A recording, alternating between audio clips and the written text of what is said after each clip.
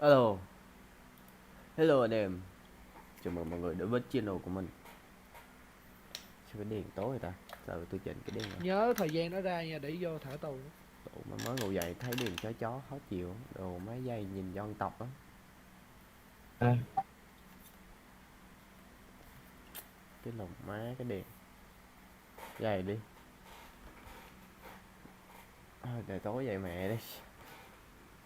Lồng. Mới ngủ dậy đồ nó đầu đầu sao mấy không? Đây, dậy đi. Thấy được là vui rồi. Hôm nay em Long độ với giữ năng lượng cho một buổi stream dài thật là dài nên là nên là nên là không không không nên lớn tiếng, không nên lớn tiếng, dặm cái lô như vậy. một cái răng sáo ghi sao? Đủ mấy này tôi ăn cơm rất hộp cơm gì đó đi ngoài rồi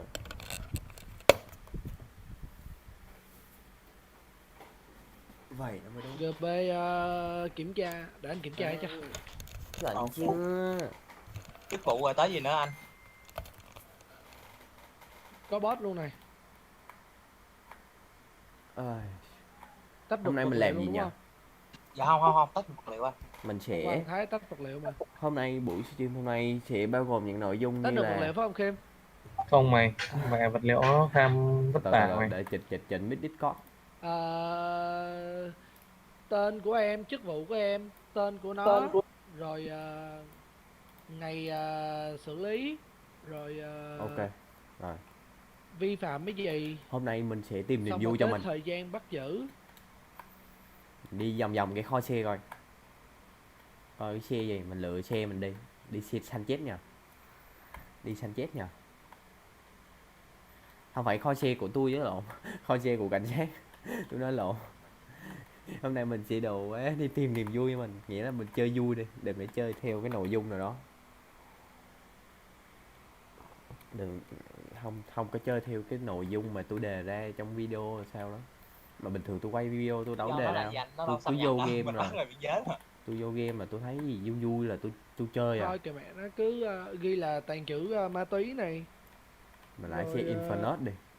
Hôm nay mình đội tàn trữ ma túy, vũ khí bất hợp pháp, Character Old School với Vehicle. lại tội phạm khủng bố Do luôn. đó Mình có danh sách tụi nó mà. bạn không Lo gì? thể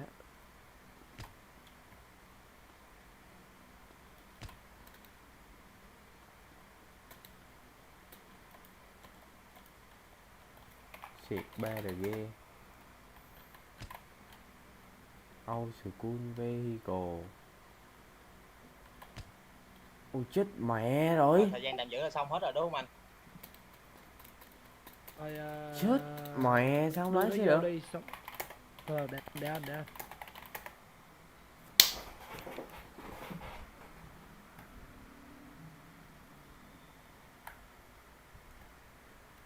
U má đây trụ sở quá vậy. Rồi bây giờ là 12 giờ 46 đến. Ủa đó này quá vậy.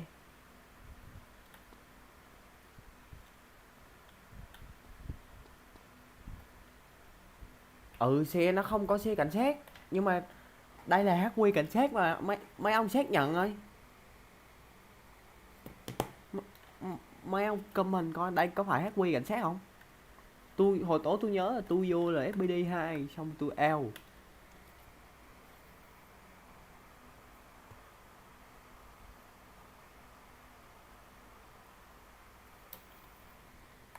Stream tới chết Hà Long. Đúng rồi, lên liều lĩnh. Mấy ông xem tới chết không? Dám xem tới chết không? Chích điện mẹ vậy.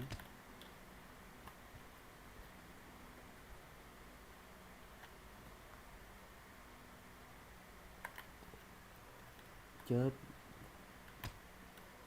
Toàn hồi tối nó cập nhật gì lúc đó tôi out rồi quá.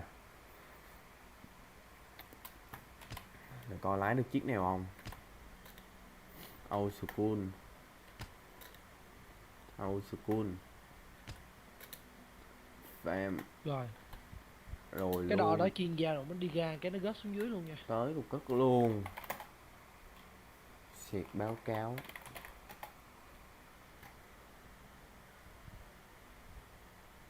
Hình như cái đo cái trụ sở LSPD nó bị đổi sao mấy không? Báo lỗi, yêu cầu trợ giúp. Nào mà lỗi mà là do tôi out trong trụ sở, tôi vô gara LSPD tôi out, tôi off game trong trụ sở LSPD 2 giờ vô. Ủa nãy Không. tôi check thằng này nó là team nào ta, quên mẹ rồi. Nó thành cái đo của cái gì rồi, 54 không kìa. xịt ra được. Thông báo admin tele giúp tôi. Đó, anh em trợ giúp. Từ từ check bút tịch là biết liền cái gì. Đó Santos.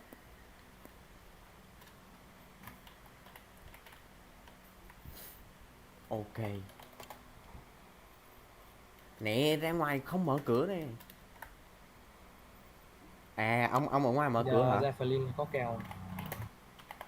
Ông vào ra đi, ra Ok đi. luôn anh ơi. Má để kêu thằng Robert Từ từ. nào đang cầm 258. nhiều MB5 lên. Thôi khỏi đi ông. Cây đi bắn coi. Để hiểu mới vô game luôn á. Mới mở mắt dậy ngủ Để dậy. về trước Mấy rồi. cái đèn nó chó quá. Tôi xui dữ ta.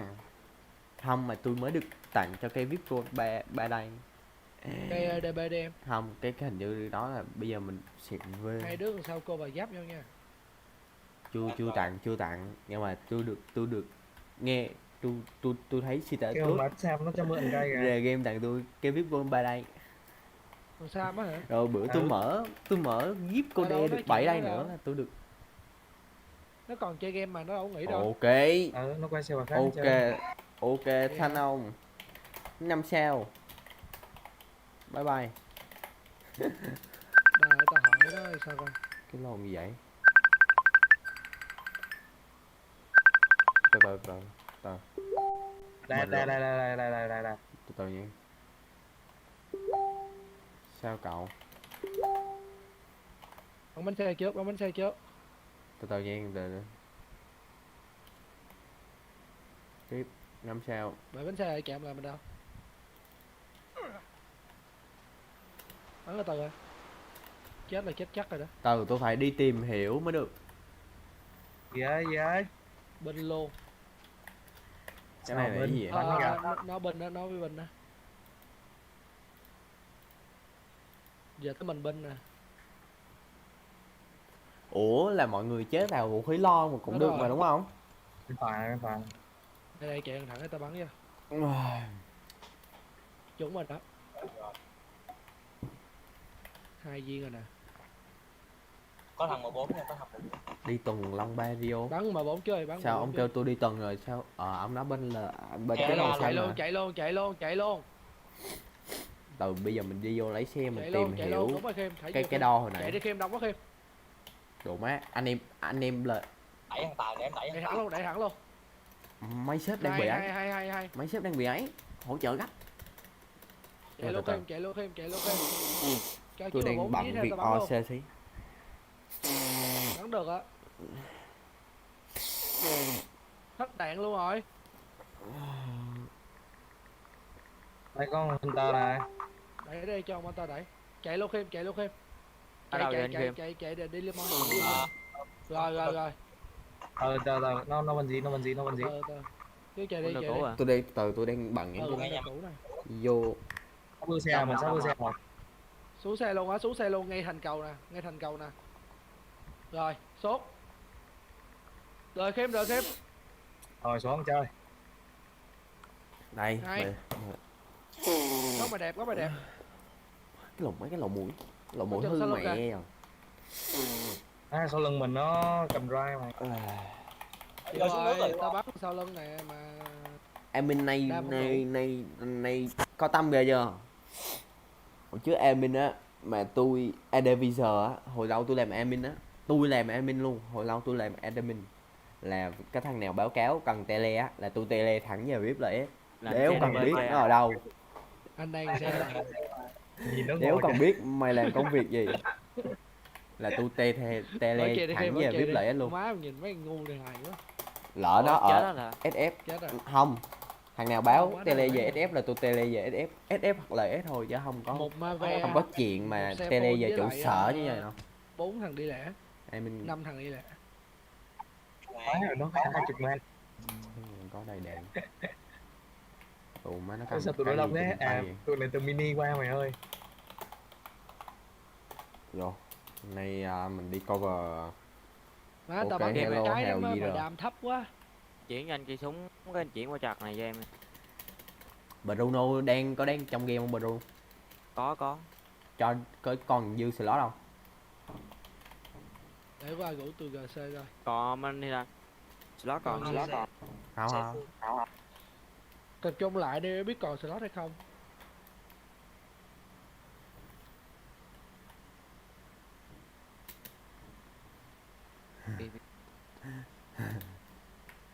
Ê, nó chưa đem mà dịch vụ EMS đi. Rồi hết bullet Ở luôn. đây map cứu rồi. Buồn chưa không có mô tô luôn. Có chứ. Tốn 14k chắc thì chết. Sao buồn dữ đây. Giờ mình phải đi cái xe mốt ghẻ nè. Đi, Má mày động như thú. bây giờ đi ăn trước đã. Dây Cái cô gì đe tính? đâu rồi? Còn Có 3 xác quên. rồi. Xem bay chết là lương luôn. Là lương là mình được 2 tô phở rồi. Đồ ba lương là FPD á. Mà 1 tiếng Hồng lại ăn hết 2 tô phở. Đùng mấy ông vô là FPD đi, tôi nói thiệt. Răng không bây giờ là được bay chết được một lần 50k, VIP Gold là 100k luôn rồi. VIP Gold có nhân hai ông ta? Có chứ. Là được 100k rồi. Đó. Mà 1 tiếng mấy ông được 50k, 100k thì sao đói được. Không thể nào đói được. Còn quên tắt xe.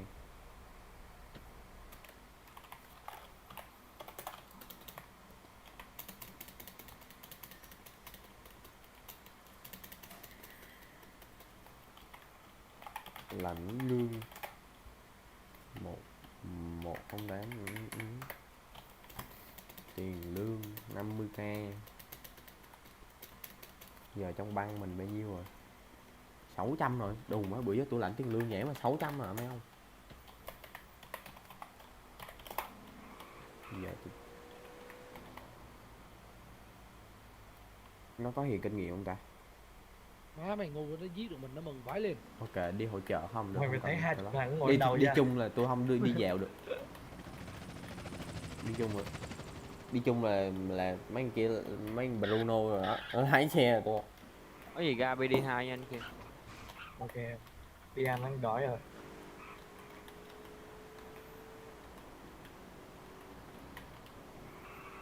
Bây giờ qua BD2 nè. Đi qua trụ sở 2. Bây giờ nó có lên gần không ta? Cắm sạc. Ủa, cắm sạc đọc comment.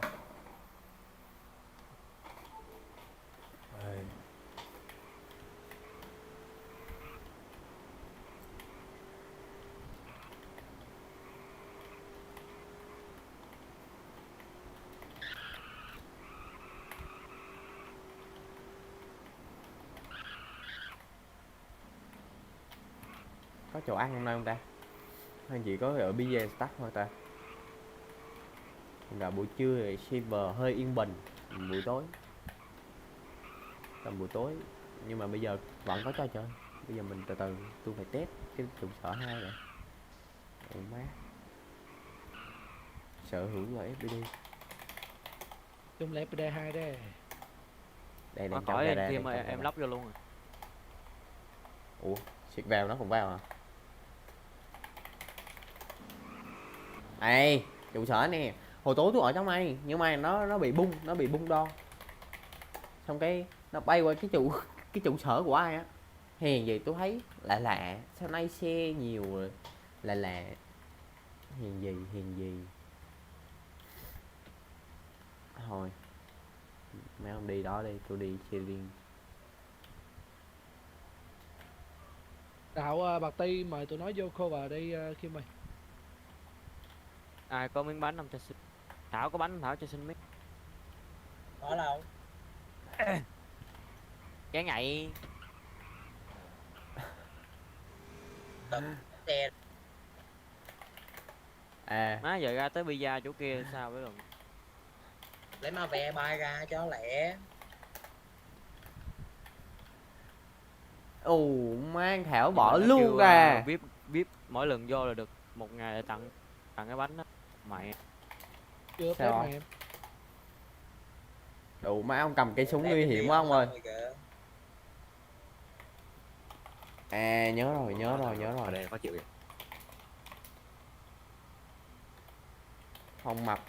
Xe swat vô. Bảy vô làm Không. xe anh Bảy ơi. Wow. Ừ, đặt mấy cái đề cái. Một Ừ, cú. 7 vô bắn vào 4 nha. Nhớ Đi, sao không? chạy xe. Ông này thời lao lắc mấy rồi. cái đề. Má ông cầm cái cây súng tôi nguy hiểm quá. Vì giờ tôi phải đi tuần. Ông chơi đi. Comeback lâu rồi. Tập trung lại SPD2 over. Ok, bây giờ mình đợi mấy sơ về.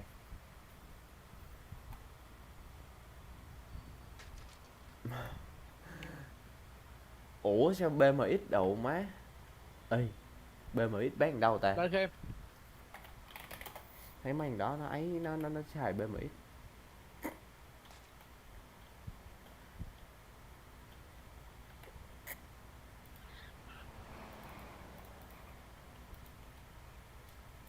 NRG 60. Ai trong xe này? Thanh Thao. Thanh Thao.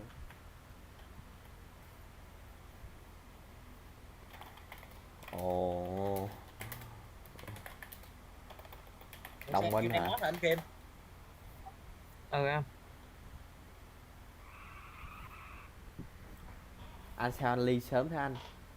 Anh Long mấy 4 ghi đem chơi mượt không anh? Mượt mượt ở cái mức độ má. Không mốt nha.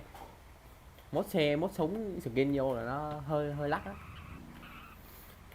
Đồng má từ đâu mà bây giờ thành gì vậy? Sao thế rồi? Thôi có rồi. con mẹ nó. Mở bật phiền tay thế. mời Có tụi nó rồi. đi Kim ơi. Thôi khỏi đi. Chơi đại đi. Tao Rồi, quân nhau hết ra. mà tao quên đi lấy chớp. Mời mấy thằng lợi SA, mấy thằng ngang cao ấy, Sena kìa. Tôi biết rồi. Mắc công trả. Mắc công quá.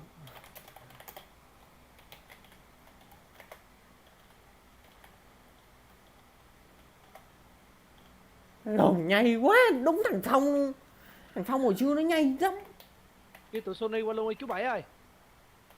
Mình kêu hông rồi. Lại lấy thêm xe, lấy thêm xe. Lì Lấy ghê. thêm chiếc rồi đi. 2 chiếc rồi. Cứ cho mượn. Được thì Lì làm thêm ghê. chiếc Sultan luôn Đá rồi. thích mẹ bây giờ. Ai chưa có chấp giáp thì đi nhận chấp giáp đi nha. Cái từ Minh Nghĩa đang ở phòng đối diện Cái tôi gì? chơi 35 đi xin BS4. hát mày. 35 là calot rồi. Thằng Lightning á, thằng Bolivar sô cô la. Ở chung nhà. Tập trung chậm đâu phí với lẽ ra. Ở chung nhà. Chạm thu phí lại đây. Một xe từ từ nha, một xe em đang đi mod nữa. Thôi bye ông Phong ngang. Ông chim Xe kia chim đâu tôi rồi? đi. Xe kia đi mod chưa? Ok, Đi mod, đang đi hello mod Quân anh, Dương. em đang lái đi mod. Sau này ly sớm thế anh. Tại vì hôm nay tôi vui nè mấy ông. Tôi vui. Xong rồi cái tự nhiên tôi bật chim lên tôi lại thấy buồn. Nên tôi im lặng. Đưa tao cây bạch tây đi Rồi Kim. quá, phải chỉ nó lên 50 view thì mình vui thêm xí, mình vui là mình quẩy.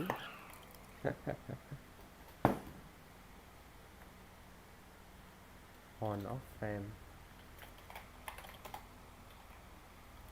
Làm sao để vào on off frame ta? Đồ má sao ông quýt? Ông quýt.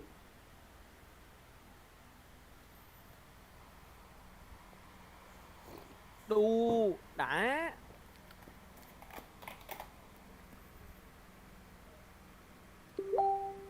Ủa má Long, mày coi chừng cái HQ mày bên SG nha. Đâu có viên ra hết 4 viên Tôi kìa. có gì HQ nào đâu mà SG. Ủa anh Bảy mình sẽ quay vậy nó có mất không anh Bảy? Ê, Mất gì? Mất sao cái bung gờ á. ông vô Không à. farm được thế? Đã. Làm cái đó sao ta? Old school hả? Ủa? Nạp tiền được old school hay là chơi lâu?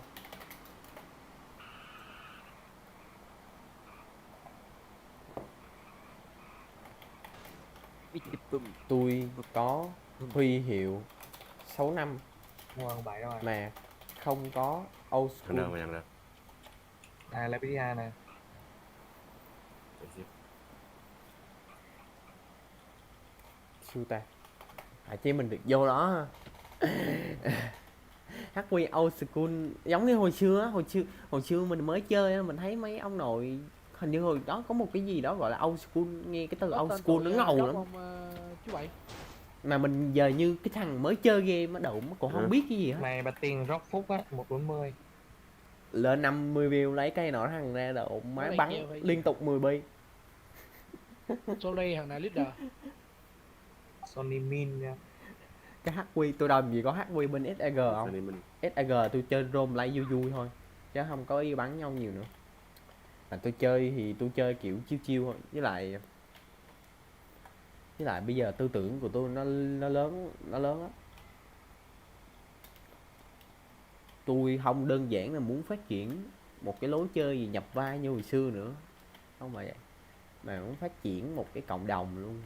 Nhưng mà độ má mình chưa đủ to á mấy không, cộng đồng chơi GTA luôn. Dạ kìa. GTA sao online, tại tôi thấy nó cũng, tôi qua GTA 5 tôi chơi thử thì tôi thấy bên GTA 5 nó vui, nhưng bên mình có cái vui của bên mình, có cái hay của mình, nên là muốn cho mọi người biết tới mà mình chưa đủ to.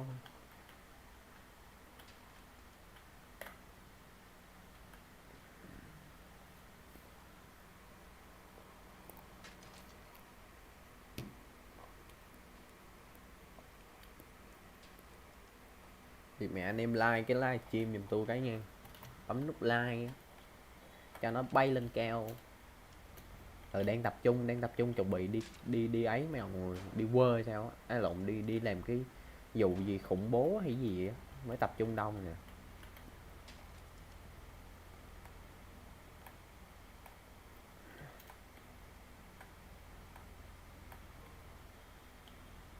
Xe bên bển ai chạy vậy? Xe bển chú Bảy chạy rồi chú Bảy. Tôi đang đói bụng, đang đói bụng mà chưa có. Xe bên bển có nào chạy chưa? Ê hết hạn sử dụng hả? Lồn biết chạy ăn sớm. Lồn cây.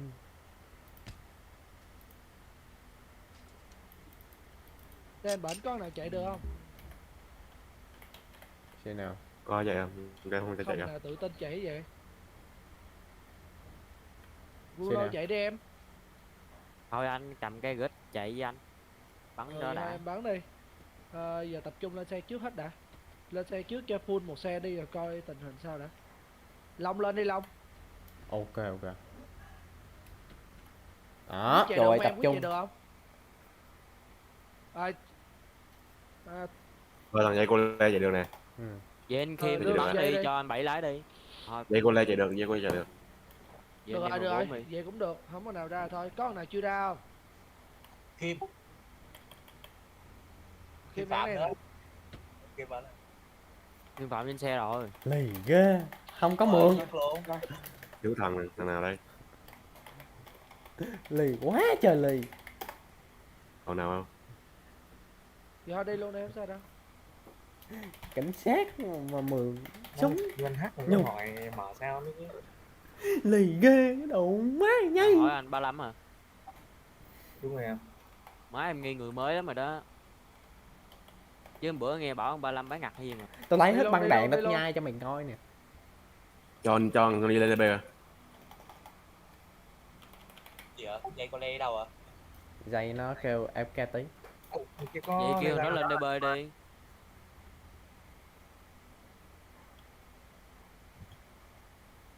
Mà Rồi nó lại tính nha. xeo cây, Qua nó tính qua cái DB đi. mà nó tính xeo cây lửa cho ông Long phải luôn. Nó cho Long mượn mà. Ác ma. Nó Mày có đồ cho mượn ha. súng. Nó có lì ghê. Rồi lẹ đi, lẹ ra đang đợi. Vô. Chơi ra chơi ra. Lì quá mà. Còn giáp đi. Hello HT ADM. Anh cho ADM. Long rồi anh. Anh Hiếu. Á đụ má em Quang.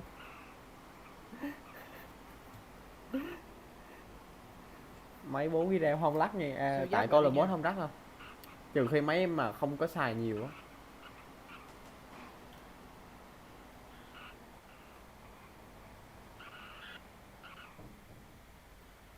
Ê nó ngoài nó Trên ngoài này. nó ngoài nó ngoài nó ngoài nè. Ra luôn, được luôn á.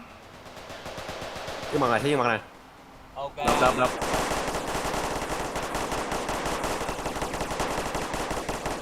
Cái trên đó các bạn. Đây. Từ thẳng lại tới đường không đâu. Vô đó. Chặt cái đó lại. Bắn Mình không có đồ luôn, anh đồ. cái xăng bắn cái xăng. Ở ngoài kìa Cái anh lâu rồi. Đồ má. Bút đinh kìa, bút đinh kìa. Tim. Tôi đâu rồi? Lút đinh. Chơi này. Còn thằng Dung nó chạy ra ngoài á. Kia Còn thằng trăm đo, còn thằng trăm đo. Tôi bắn nãy giờ được xong giờ hết bắn được rồi. À với Legend luôn nè. Lại đi thằng kìa. Đẩy thẳng rồi, rớt rồi kìa. Bọc được luôn, thoải mái. Chạy nóc kìa anh Bảy. Ấy à. Tim ơi mày chạy khó DB quá. Đây. Hết đạn rồi. Kim ăn nè. Rồi chết anh. Còn thằng sau Nè, này nè. Thằng sau này bắn đi Được rồi. Thảo thằng keo chung ô da này. Đẩy cái nha. Xuống luôn. Sao tôi không xuống được nữa? Đấy Z. Rồi. Còn con chó đó Rồi. hết. Lên. Đi xuống đường xe ông lên. Lên. Không, tôi bị bung, tôi bị bung, không bấm H Con chó được nó luôn. hát. Có nào Bandicam không? Có tôi đang ban cam Có mà không nè, biết có không nè. không bật lịch sử mới đâu. Mình nóc bên kia. Reset DB cái anh Kim ơi. Rút luôn. Anh tìm nó ra em. Nãy tôi DB được xong cái tự nhiên nó bị lọt vô xe lại Lên bung. vớt. Ở quýt kìa.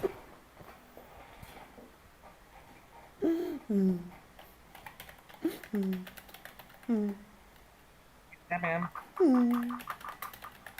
Là lúc đầu tôi bấm H được xong rồi nó lạng vô góc tường chập á, xong cái tôi chui vô xe lại luôn, Thằng tôi Hải không nó bấm sai H. ra nè.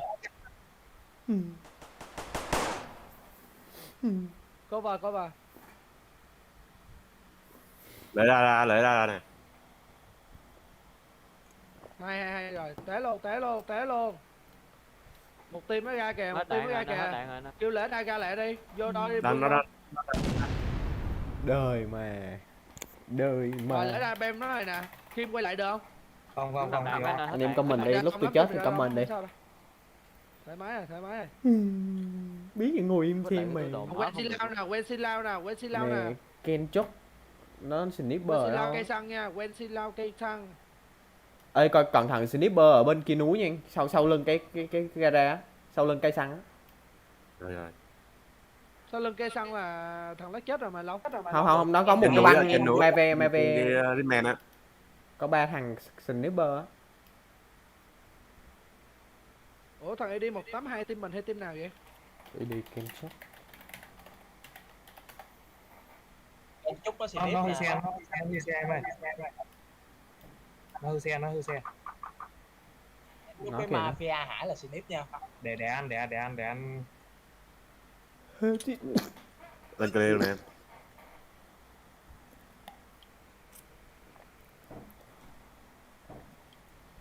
Không phải phế mà tôi bị bung.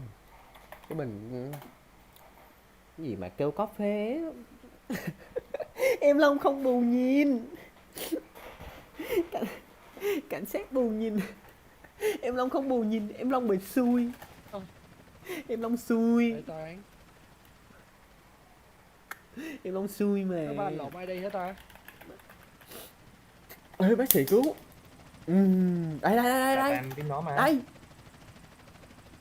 Ủa là tụi Monster hả? Trời ơi bác sĩ. Ừ. Rồi bác sĩ SF rồi. Đã Bác tàn sĩ nó SF, bác ép sĩ rồi mà. SF rồi. Sao vậy? Đời Đâu mà. rồi ba. Đời sao á. Lê chưa. Thải bác Lê, sĩ. lê Bác nè. sĩ có phân chia SF LS Đây không mà ta? sáng nó nè. Đừng đâu. Đây. Đúng rồi. Đấy. Không ngờ có một ngày cảnh sát. Đi em trên cầu còn kìa. Đi phải.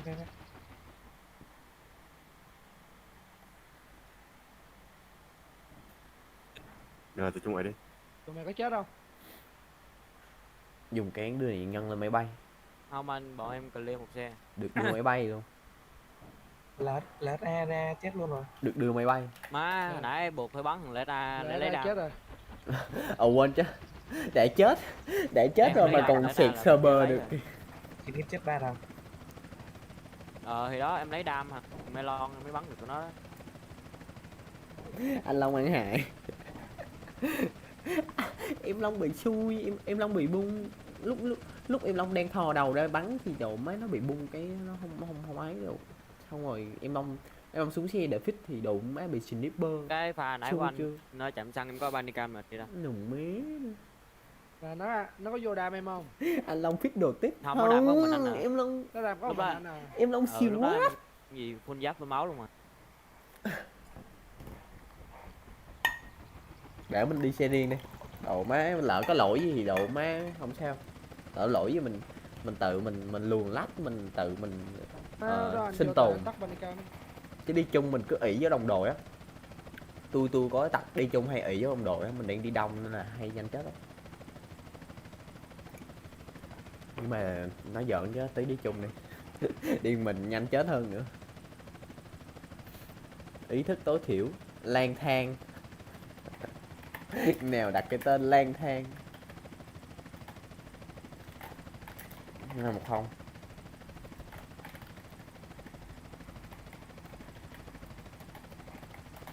Ủa con còn lực RK không? Ví dụ tôi chết rồi tôi có được truy đuổi nó không? Có bình thường. Ok. Chỉ đuổi ngoài Berlin nha. Không chỉ đuổi ngoài Berlin thôi, chỉ đuổi ở trong LS mình thôi. Là bây giờ nó về diện chung với tôi nè, tôi sẽ truy đuổi 2-1 nha. Được. Ok. Diện nào. Vì Market đúng không?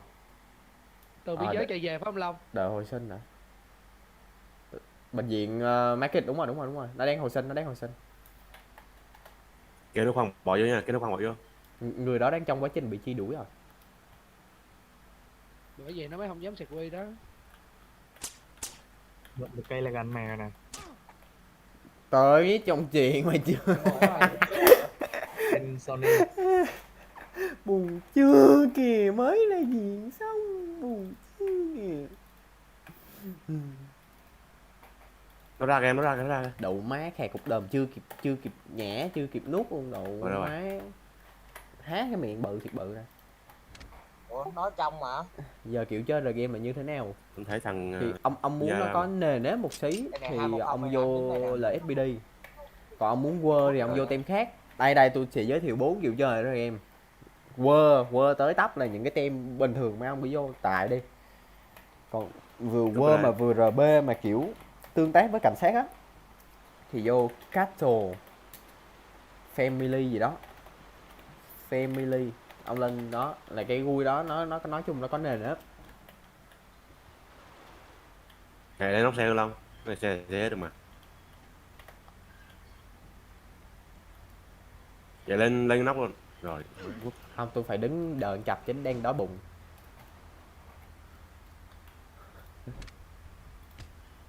Rắc hả anh Bảy? Rắc rồi. Bị cái rắc rồi. Anh hốt này luôn, rồi tôi ra lại. Xui Vô thôi. nè. Lấy BD2 lại nha. Rồi còn muốn mà chơi kiếm tiền á thì vô FDSA, vô cứu thương. Tăng Thành Long, Ngay từ Group, Ban Đảng, Quyết nó lấy chạy luôn. Long Barrio. Ê Thảo có rớt. Để đi xong về lại đi hai.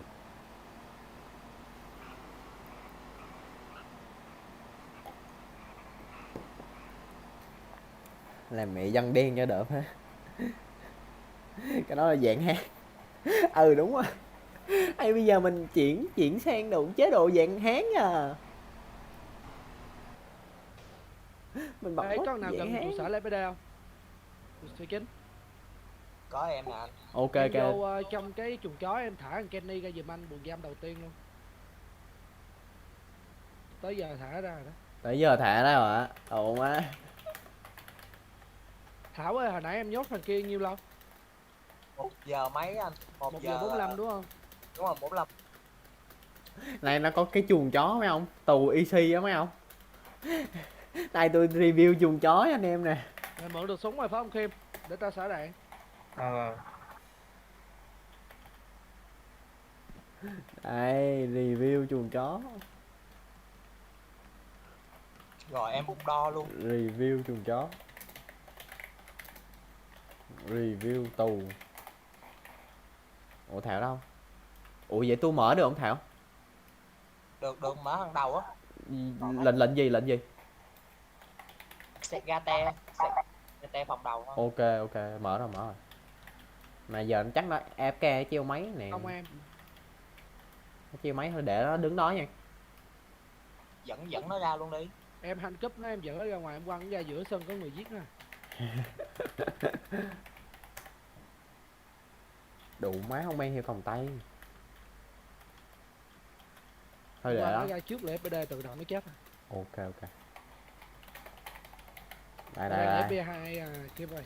Bắn trận 2 trận nữa ngủ lấy đi là. Tôi mới chết chưa trang bị còng tay. Đây để em Long cho nó một bài học cái tội treo máy AFK. Mày ở tù mà mày treo máy mày.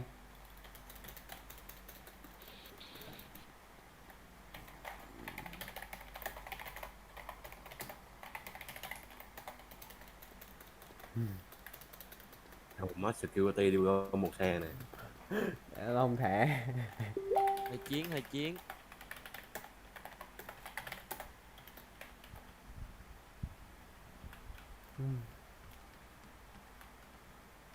Ủa Phi hệ lỗi phe chưa được hả? Handcuff 273. Get Sao tao không code được ta? Tay giờ code phi thẻ đổi phe. Tao bên gì rồi? handcuff. Tao lấy thẻ để chơi. À được rồi. Có 2 thẻ nè. Ok. Thằng này. Hand Má giờ bấm nhầm sử dụng cái tốn 250k.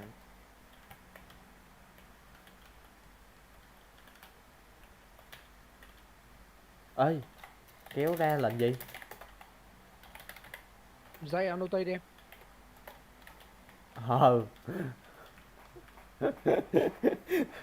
Đúng cảnh sát bù nhìn luôn. Dạng hán leo răng.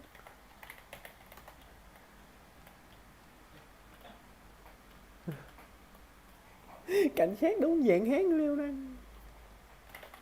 Mày giết nó ở đây khác nào mày kêu tụi tao bao che mày. ma chạc cũng được.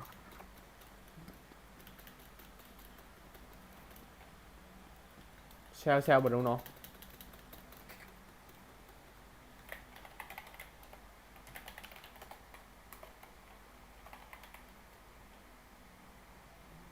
Có ai có NG ông quăng ra cho hai security mượn cái.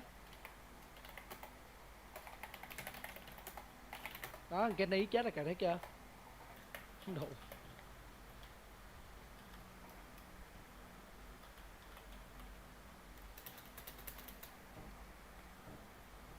Để anh hỏi nó coi.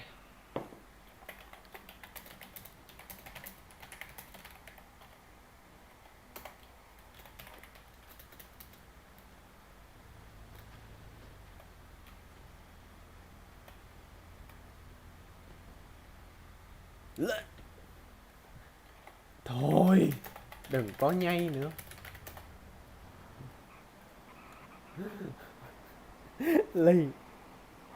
Ly nên ở SF hay LS đây Long? LS nha mấy ông. LS có LFPD, có anh Long, anh cảnh sát tài năng tư duy Có đỉnh chiếc cao NG này em ơi. Long Baggio, cụ tổ Driver By, chú tể đi set ego. Mấy kẻ hủy diệt Hitman rồi đó. Đó má. ông cứ ấy. Em Long hứa em Long không buồn nhìn nữa. Tần số nhiêu vậy? Giờ drive và bay đéo cần no luôn. Quên ông kia mới cho.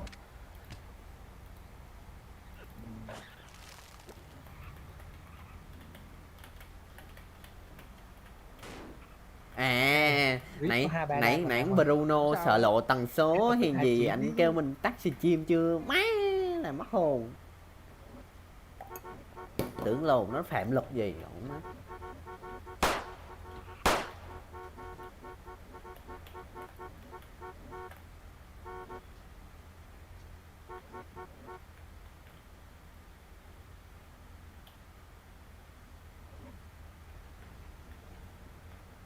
Tao cảnh sát ngang quay, tụi bay dành chỗ tao quay. Anh Thảo không có slot DB kìa, đuổi anh Thảo xuống. Tự bung rồi, em bị bung rồi.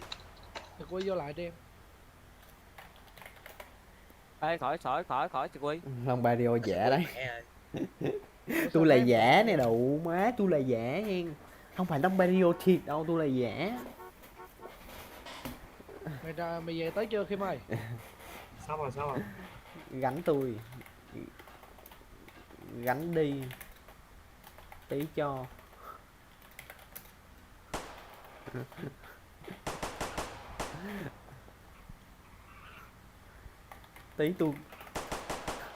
Tí tôi còn sống, tôi cho.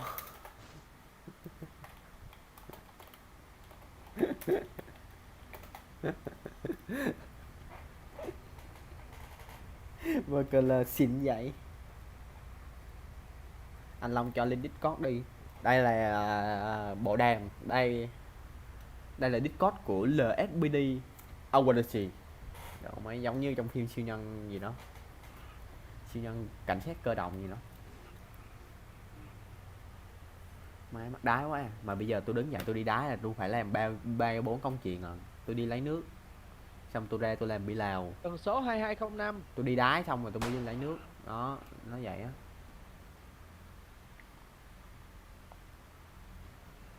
Đó, xong rồi ồn má.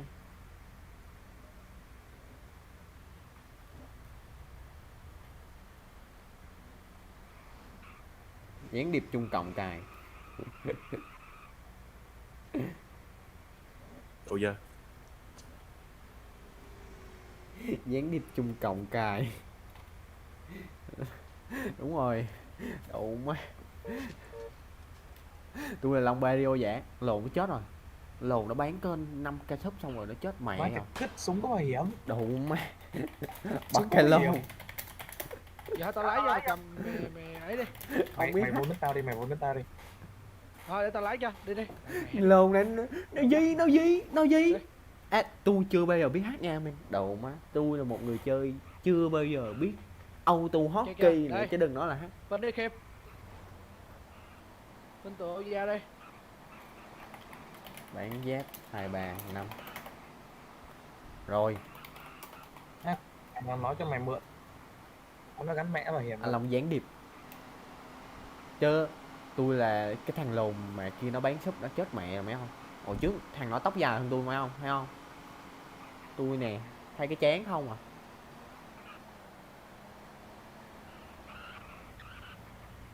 Chờ tem LS qua. Đủ má mưa.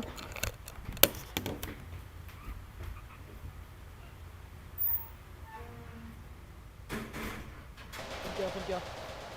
9 giây. Mưa đóng cửa sổ độ má nó bo vô đây nó cuốn đi mẹ. Đang stream bị cuốn đi nữa. Lắm nó hỏi anh Trung Quốc tạo ra tôi giống như lồn Long Barrio á. Xong rồi tôi giả. Đồ má. Pin nó SF ra. Cứ hỏi phải Long Barrio thiệt không? Cái nick tôi nè, level ID 258. Level 32. Không chặt đi đâu được. Ra forum chat Long Barrio là thấy cái huy hiệu thành viên 6 năm á. Thành viên mà chơi qua mọi thời đại TDM, thời đại Em cũng nói thời về đại. SF mày ơi. chơi tình nghĩa anh em bền lâu, rồi thời đại nhập vai ảo game, rồi bây giờ tới thời đại này nè.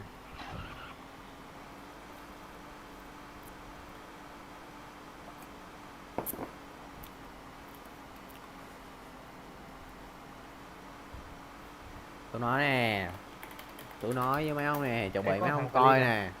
Tôi làm một lần thôi, tí Hướng này. nữa combat là tôi làm một lần nó thôi. hướng từ hầm chúc về. Thằng chút về đâu? Tôi làm Về một lại lần cái sao? thôi, tôi làm một. Trời má chạy xe kìa. Đủ má. Mấy cái xe của mấy cái gui đủ má nó Đó, giống giờ nhau kéo quá. cái tem ngược lại. Ê, sao nó có lé không vậy? Kim Long gián điệp. Ê, Đang nhìn có thằng phiếu đi độ lẹ sao phê nó vô tới lé free không vậy? đổ qua LS đi không? Lỡ ra không dịnh nó hả ta? Mà SF thì nói chung ông chơi ở đâu? Tôi thấy tôi chưa quen chơi ở LS. Nó còn lại Nam, nó còn lại này, đụng mặt nè. Thấy rồi, thấy Đấy, rồi. hai thằng. Bắn Vô luôn, vô bắn vô luôn, vô bắn vô. luôn. Đây đợi thấy nó đã, ai nói. Bắn xe kìa, bắn xe kìa. Ok chạy Rồi rồi. có bắn lộn nữa. Tao nghĩ là giết không kịp. Rồi lên nếu được. Rồi bị chết nha. Xe kia chết rồi phải không? Em Long không cần súng xịn đâu. Một cây này thôi là đủ. Trời ơi, đủ má cái cánh đồng để dân cày ruộng Kia cày còn lúa. chết thêm. À, nó à. Cánh đồng để dân cày ruộng cày lúa. Có. Bọn quan lớn với bọn nhà giàu nó kéo ra đây quơ nhau. Pin nó luôn á. Chạy nhanh quá à. Nó bon á. Té xe rồi sao nó té xe. Nó lao xuống. Nó chạy lẻo à. Ai đây? Ai đang Dí ngồi đi bên em, cạnh dí tôi đi, nè? nó một đường đi à. Dây côn. Đi thẳng nè. Má. Đang trên Còn này. lên À, nó lao xuống là hứa luôn. Còn lên rồi, nó còn lên rồi. Nó vòng lại, nó vòng. Còn cái chết rồi. Cứ đi thẳng lên rồi. Ở đây nó vẫn tiếp tục chạy thẳng. Ừ, cầu qua.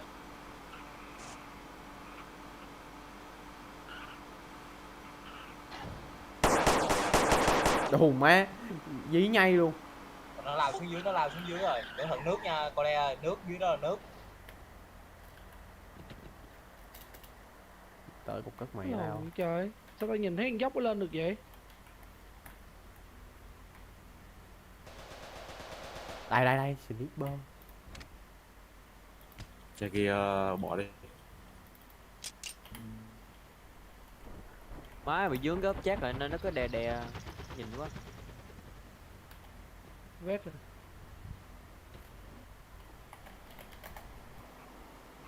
Tôi có sniper. Đang ở cây xăng biên giới này. Im để tôi làm pha sniper nè. Nó đâu rồi? Đủ Cái lộn má. Còn phát đường này ông Khiêm. Đây là đăng chết. Quan lớn trong đó có anh nó. Nãy nó sai á. Không, tôi làm lính, trời ơi. 223. Tôi nghe lệnh quan lớn kéo ra đây nè. Giận ghê. Nhưng mà quan lớn làm mấy pha vậy nó mới vui. Quan lớn muốn mấy thằng lính vui. Chết đi mẹ. Ôi. Cái lùn má đời. NF. Nó sẽ quy hả? Nó sẽ quy rồi.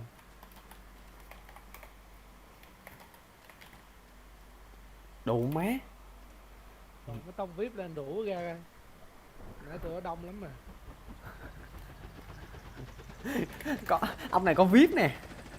Ông này có vip hay sao mà đụng. Chỉnh xe ở đâu cũng được hết á.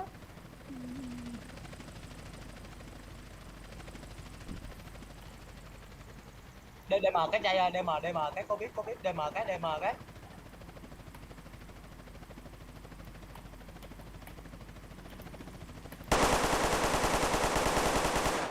Ok chị Thảo. Ok. Trời ơi, tôi nhẫn tâm hạ xuống tay với đồng đội. Giỡn á, làm vậy cho về bệnh viện nhanh hơn á, đồ nó khỏi mắc công nằm chờ.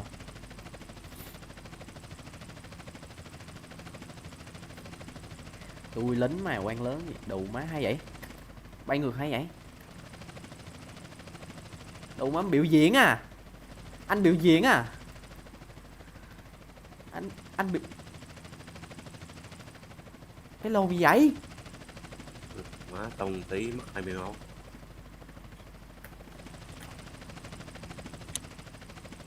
Anh biểu diễn cái gì vậy? Ủa Maverick nó có cái trò bay ngược như vậy luôn hả? Anh chơi cô Lê anh biểu diễn à? Đây là đời mới. Ủa, anh đời mới luôn rồi hả? Anh là gì của LFPD? Tôi là một Có DB không anh? tài năng hiếm muộn.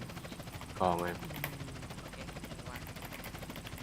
qua nữa cái xe kia là có Tony DB tí đến nữa đây.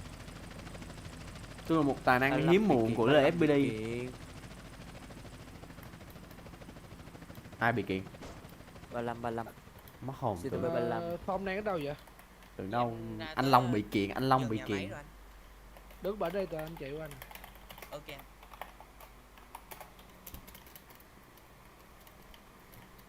Dây cô Lê em. Thảo đâu? Về bước với Thảo.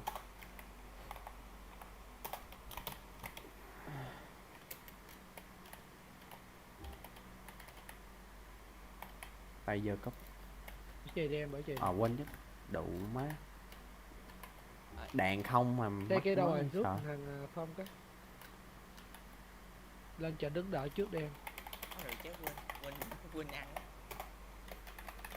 Ở bên anh đời mới có quán ăn đúng không ta? À tôi được VIP Gold hả? Nhưng mà tôi không chưa được được VIP Gold là mới vô được tô phở bò, mà nãy tôi vô tôi chưa thấy tô phở bò nên là chưa được.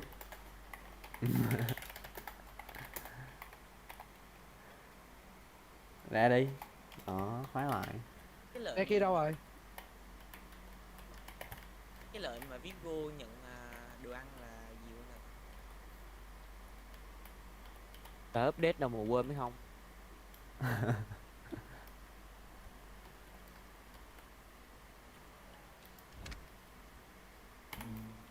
Có Mày lấy chiếc xe khác đây mày đứng ở đây gì tao bắn mày đâu không á. mà xóa.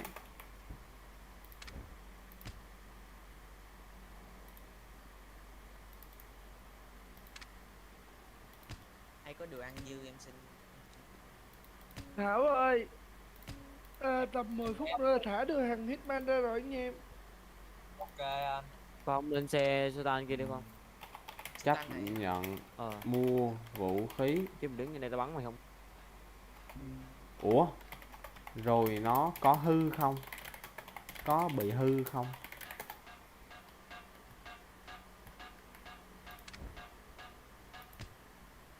Legend Jerry. Rồi nạp đạn LSPD vô được không? Mày núp hết bên nó đi cơ mày. Em Long có súng. Hả? Em Long được cho cái súng. Nó núp bên nó đi trước cơ hết rồi. Không phải. Ok. Đi qua SS. Ra đây, ra đây, ra Tốt đây. cho em Long. Cái đạp kìa Phong. Ok em cảm ơn. Chết rồi đói quá. À, chịu. Đủ. Còn bên kia Rồi, tóc má. khô hết rồi. Trả nè. Chưa đạt A18. Đời.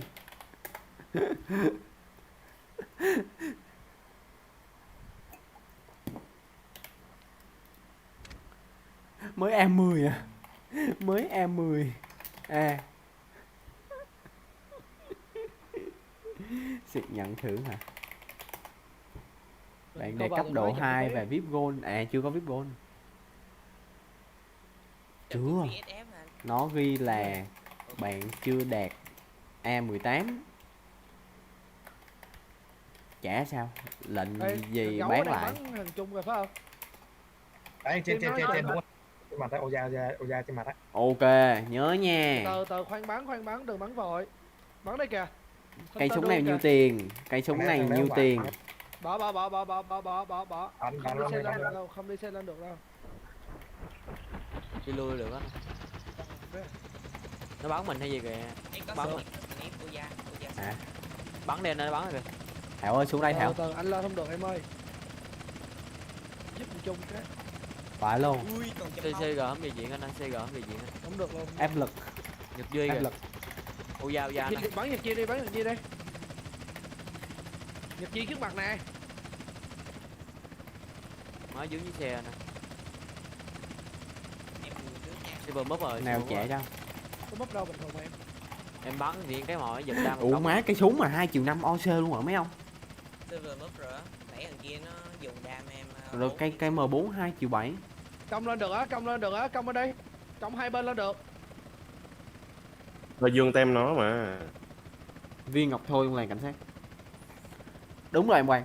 Đó má, em Long là viên ngọc thô đó. Công bên đây, công bên đây. Tim mình Liên- lên được đó. Ly hai tay như này nè. Còn á, chú Bảy. Lên được chú Bảy.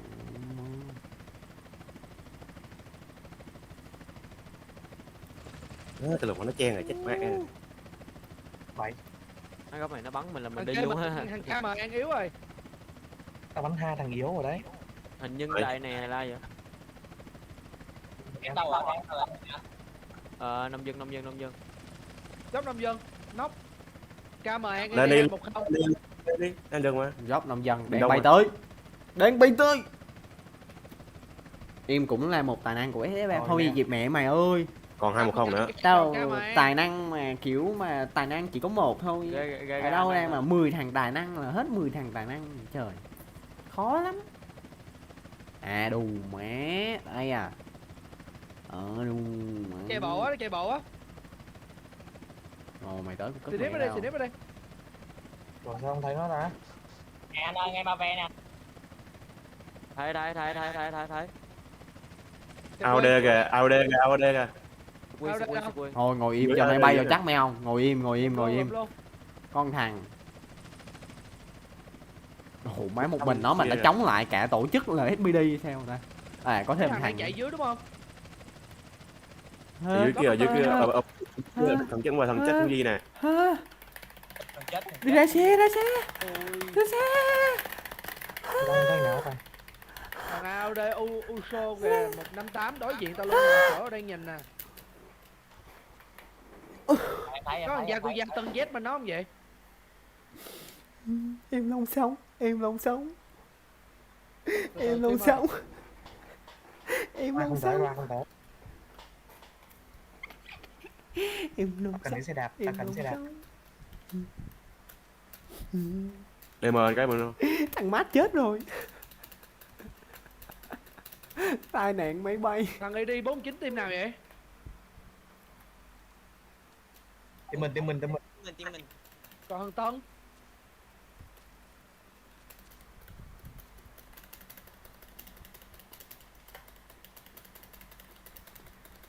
Đâu phải ai cũng như Không, nó tôi. kẹt luôn. Này có xe đẹp leo núi liền.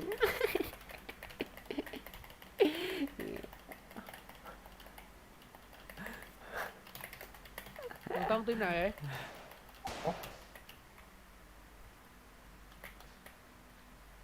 Cái đoạn qua 8K để nó bị té ta. Ủa Thảo con sống Thảo.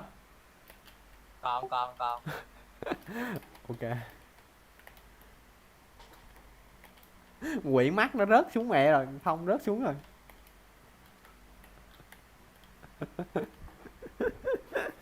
Team mình đi 2 xe, lễ FPD mình đi 2 xe.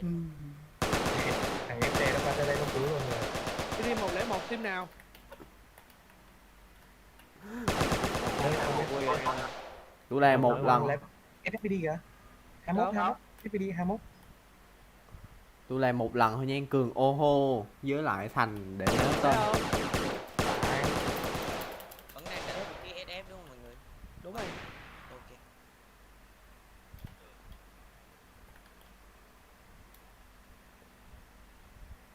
Cho cấp cứu người nha, đừng bắn. Ok ok. FPD được rồi. Tôi soi thấy bà cấp cứu. Tôi soi thấy bà cấp cứu.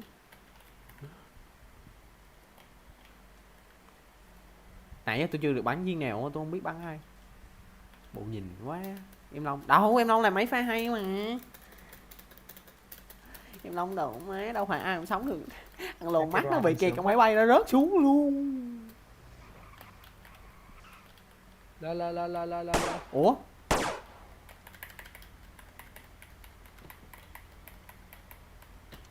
từ cái góc bên này không lên được. Rồi lên đi nào Long. Ok. Tập trung lấy BD2 lại nha. Ok.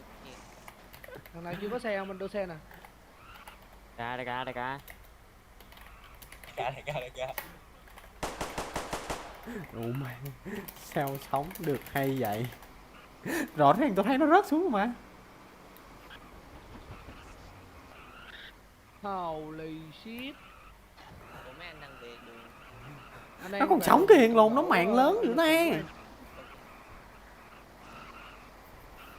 Ông trời, em ID 14. Mấy ông cơ nó giờ ra ngoài rồi. À, Đúng ok rồi, ok, mấy tôi lúc nhớ, đó tôi giờ nhớ ra ông ngoài mà. ở trong Ông hay cũng có comment, luôn à. ông hay Còn comment trong chỉ kênh. tiện luôn. Sorry. Cái lốt luôn Nam ơi. Và anh tưởng nó này bung không thấy cái đo đâu anh sẽ quy. Sao mình vô quơ mình toàn là mấy pha gì hài hước hơn người ta. Diễn hề hay sao á. Chưa kịp bắn lộn cái là thấy chuẩn bị có diễn hề rồi.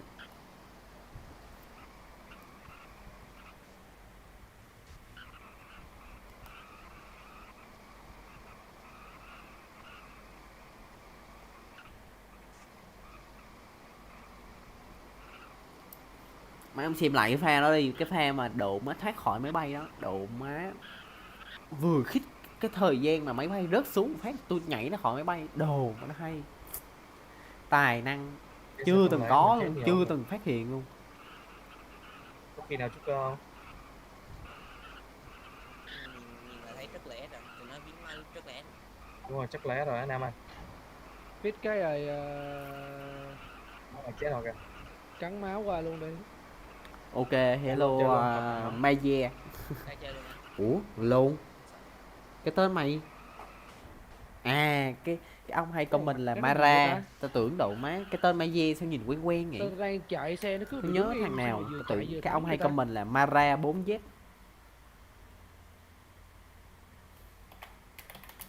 Đây lồn mắt nó nhây quá. Briti và Bruno. Tao đang đi làm việc nó kêu cho Long đi thêm chi vậy, để làm chi. Làm đứng lên ngồi xuống ngoài bờ rung.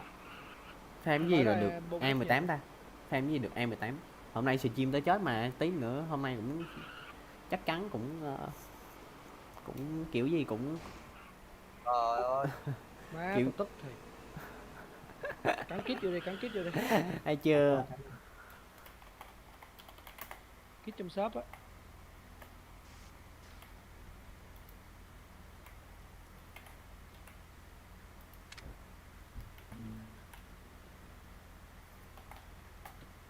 Chắc là Thằng rất á. kia nó cứ long ơi vậy. Nó nhây lắm. Ủa cắn kít sao, cắn kít sao? Đi anh ơi, Mua em xóa kít ở đồ. trong shop á, mua kít trong shop á. Đồ em nhiều quá em xóa đi trước đi anh, xíu em ra. Đi trước đi, đi trước đi, tôi theo Thanh Thảo luôn nè. Má idol mà, idol G game, Đá mà giờ. idol G game network. Ba lô em nặng quá về em vét. Đi lên luôn Long. Mày bán dép cho tao đi Kim.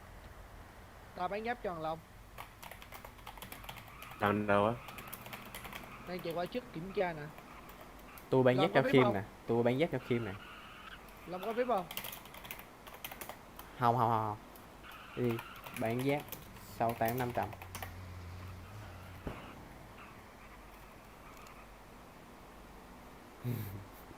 Rồi VIP nằm đóng luôn.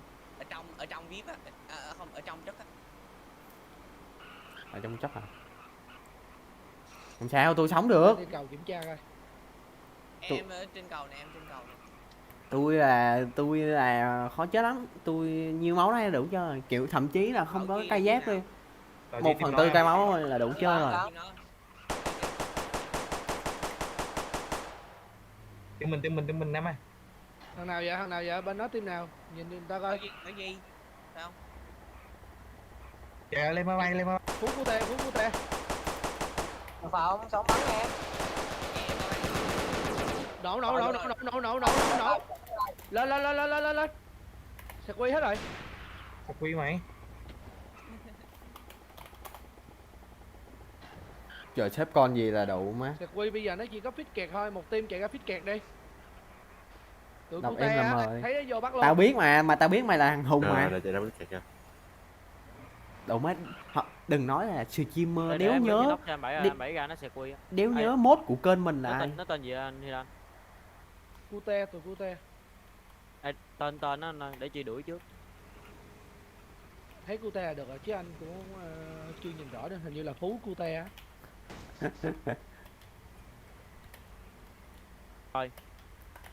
Thằng ác Anh lồn ma gì na vậy? giót gì chị đuổi rồi nha. Múp đúng không? Múp đúng không? Server Bị server về. bị về. Hết hết rồi. Tụi nó mất hồn. Lên game.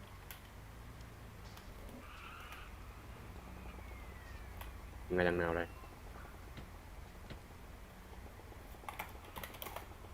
Có chưa?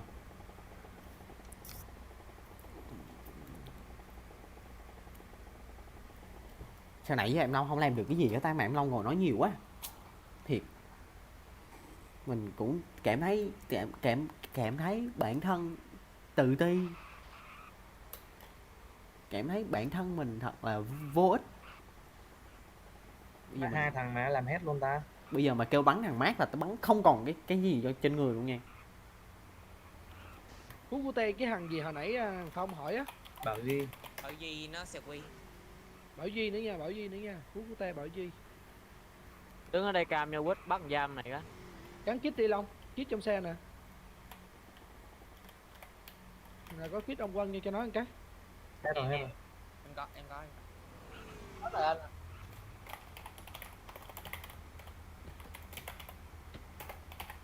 Nè Phong đi em. Đủ. Phong đi Vậy anh lái xe NRG.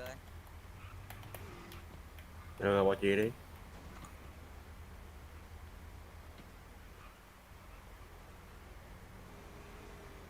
Mà chi trong nhảy đến đây luôn. Bảo gì chứ?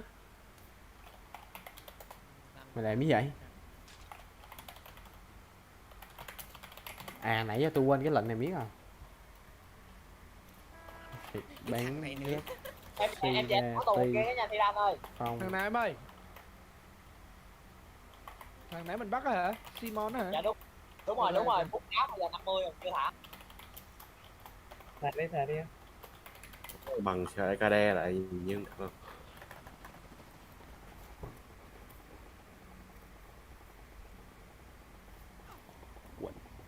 Chữ pin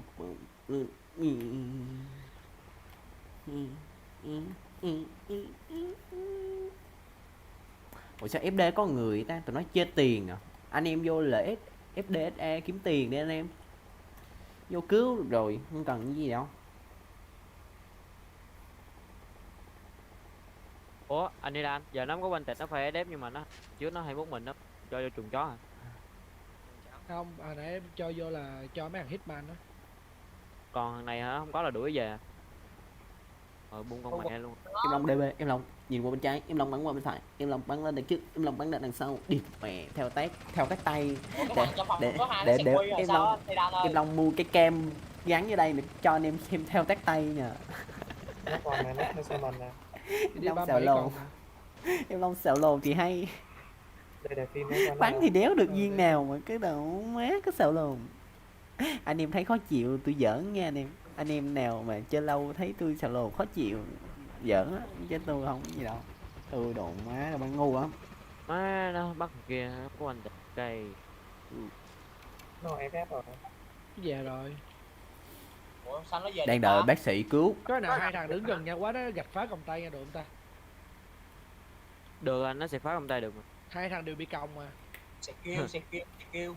Vậy mày Cái đó hết rồi, hết cách. Cút mà anh, kiếm. Cái đó 10 phút nó tự win cúp mà 7 hay 10 gì đó nó tự win cúp mà. tán cây MB5. Cây MB5 Legendary là bự nhất chưa? Cây MB5 Legendary là bự nhất chưa anh em, để tôi chửi cái thằng Peter này coi. Genji Snow team Chị nào đuổi vậy? đi, chị đuổi đi, 325 chị đuổi chưa? Quy một A rồi. Nó xịn sao này nó Bảo Duy nhanh đúng không? nhanh vậy ta. Đang đợi vô tụi nó chơi xịt quy mấy không? Xịt quy là out game á. Mút đúng không?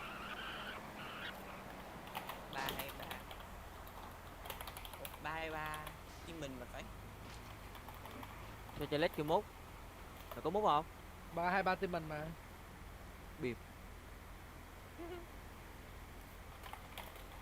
Git có Cây gì anh em? này mà mạnh nhất Vì hay là phe. 2,5. Đó. của MB5 chưa? Có thể đổi tên nè. Nó phê. Ôi, Đấu cà phê là anh em ơi. Cái này Đấu mạnh về thứ phê. mấy? Ôi Long bây giờ bọn này kêu heo Desmond. Mạnh nhất là cây 6 triệu năm à? À, đồ má tưởng Đi 196 Cloud. tên gì? Góc ông nội ơi ông nội. Long Radio xin YouTube á. Sắp Gì nữa? Bấm là ra, bấm cái tên là ra. ok ok. Ủa cây MB5 gì mạnh nhất ta? Mythic hả? Ờ, Nhưng mà đâu có Mythic mà nè. năm Mythic đâu. À, có chứ. có một cây 38 đam đúng không? Hay 34 34. 34 34. Ở bốn nhưng mà bốn lớn nhất rồi, cao nhất rồi. Mario. Nó bằng 8 triệu. Còn cây Legend là bao nhiêu đam? chạm thu phí ném Chưa chạm đến thu phí đâu ném. đâu. Legend có 30 31 à. Phí kìa Hi Đan ơi, chạm thu phí, chạm thu phí. Chạm thu phí. Trúng.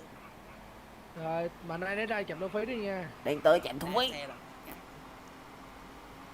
Em long ngắm. Xe. Đi. Mà em long ngắm. Ừ mốt anh ơi. Đáp xuống đáp xuống đáp xuống. Đù má cây Legend cho đi mà 6 triệu năm. Khó chịu thật anh Long à. Mất rồi. Ngờ quan. Em quen. Nó lóc lắm, khó Mất cua rồi lắm. đó. Mất rồi đó. Này khó cua Em lắm. quen mà cũng khó chịu à. Từ từ ra đi. Từ từ khoan ra đi. Đứng ngay chiều số 1 đi. Cây Legend chia đi 37 đam. 2 triệu năm. 2 triệu năm, còn cây Mythic là 6 triệu năm tiền ngoài đời. Thằng nào mà ấy là tao chửi tán cái MB5 Mythic vô lồn mà giờ. Chứ chửi mà tán MB5 bình thường nó tầm thường đó. Tán MB5 tán 6 triệu rưỡi vô lồn mà giờ. Má mưa hoài ta. Mưa lắc. Lâu thế. Hết rồi đó. Không, bên em rồi. Hơi bắt đái nghe. Ui da nó lắc vậy. Giờ mưa lắc Con hay gì sao? đây? Hết rồi. Anh em đông thế nhờ, Nó bị lì lằn. Đâu mà em. đông vác cả lồn. Không thấy ngò. Nó lì hết rồi. Má mấy đợt anh đóng rồi bể quá anh ơi. Tôi đâu? À tôi đây. Đầu má nhìn nó rén chứ. Đông Nhìn cái- con anh nè. Cái lầu vậy. Chỉ trâu rồi em. Bờ ru quá anh, Em sẽ bờ ru quá anh. Thôi xong quá thì theo nước luôn. Nào à? Nam nay tao không thấy ai tao sẽ quy cái. Em cũng có không thấy ai. Ơi chơi đi. Tao sẽ quay chuẩn bị đi làm cái. Ấy lộn. Khang vô lấy xe giùm anh đi Khang. Nói gì anh? Lấy hình tà lay này cho tụi nó bắt.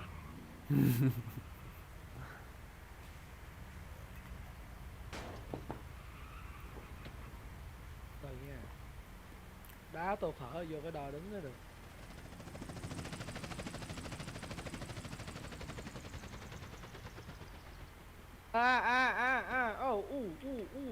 Chi đuổi 95.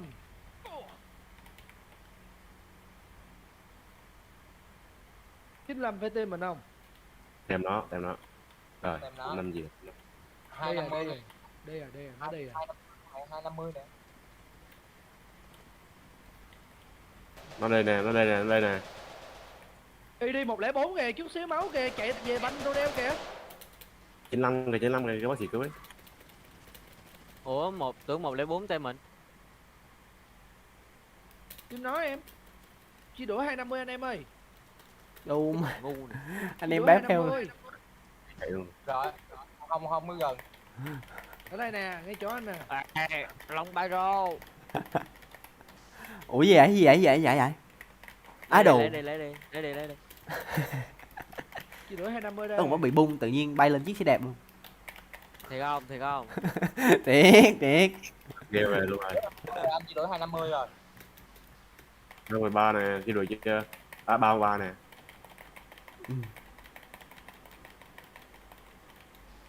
Mướp quá. Ok, hello Tăng Ngọc.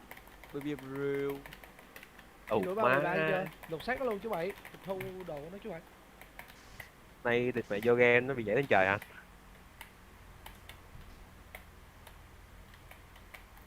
xe nó Có gì đó là bung, xe bung dính vô người tôi thì cắt vô nha. Mỗi chấm luôn.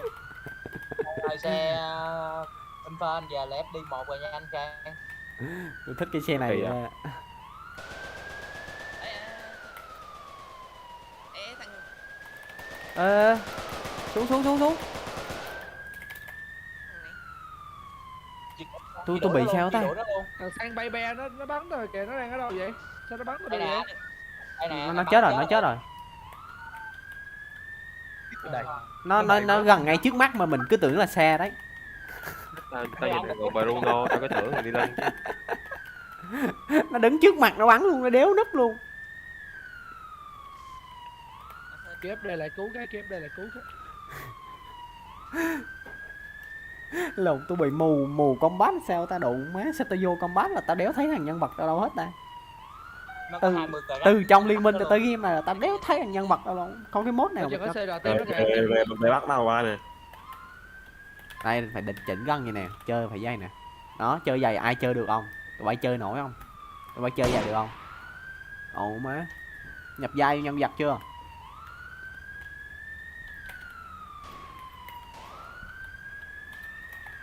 Truy đuổi 157.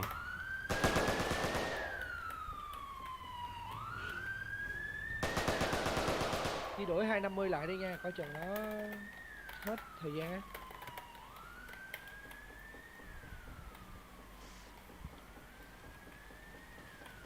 Sao mấy này nó chỉnh Chỉ phát đuổi ra 250 chiếc xe đẹp hay lại vậy? Tụi bay chỉ thôi, làm sao để chỉnh xe đẹp ra liền tại chỗ hay vậy? Nó mới chơi lại game anh cũng không rành. Khi mà chia đổi Rồi 157 rồi. 313, chia đổi 313. Kêu thằng 321, kêu thằng 132 xuống. Cái gì vậy? Kêu thằng 3021.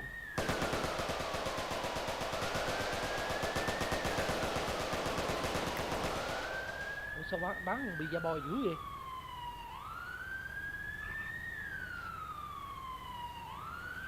Có đủ xì ló là không cứu được thằng kia rồi. Thôi xuống bắn đi. Top Đừng 1 có mà còn chơi slot 250, đừng có chơi đàn 250.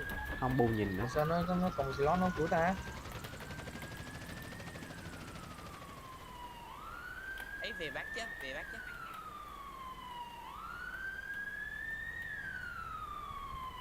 Một thằng Mày theo sát này, bắt nó.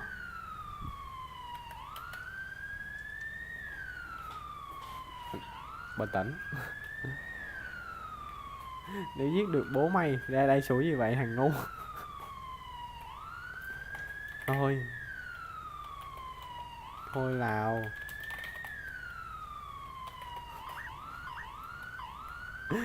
GC rách. Lại có VIP gold hả? Rồi dùng lệnh gì? Mấy thằng mà đang cứu về là alo ID mấy alo thằng gây chú Bảy ơi, chuẩn bị tay giơ nó nè. Không có đem theo tay giơ, Dạ. không có đem theo còng luôn. Rồi có rồi. anh crash rồi. Rồi chuẩn bị ra.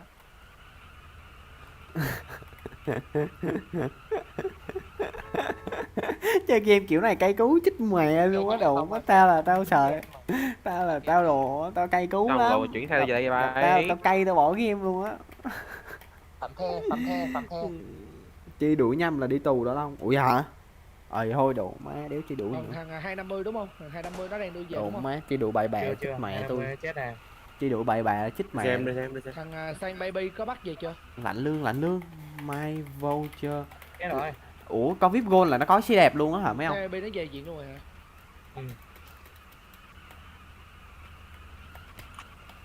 Hay là con VIP gold là nó có xe đẹp hay là mình phải có xe đẹp? Đưa xe vô. Rồi Đưa còn nào nữa không? Bây giờ còn nào để Bắt đưa về xe không? lắm. Đứng một chuyện Hết rồi, thôi. hết rồi.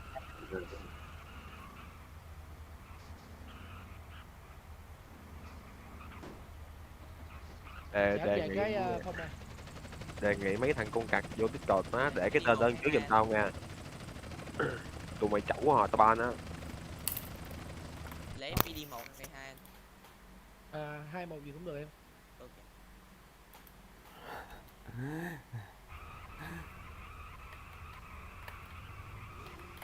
Kia sẹt quy rồi chơi mà chơi sẹt quy cho. Rồi rồi rồi. Đúng nằm đây à.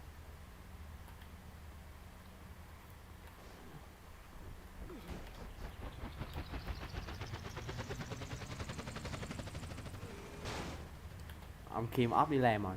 Anh em giờ đi làm quá ha, hay đi làm 3 giờ quá ta. Mấy ông lớn á, mấy ông lớn tuổi á, chứ không phải đi làm 3 giờ. 6 sao 100 phút. Cái con thằng nào không đợi đó. Con nào không bảy. Rồi là ra. Ồ, bung tiền mà. À bung tiền hả? Rồi quên luôn tiền rồi, cho vô tụng rồi. Lãnh lương anh em ơi. Tôi lãnh lương hồi tôi cũng lên chiều à.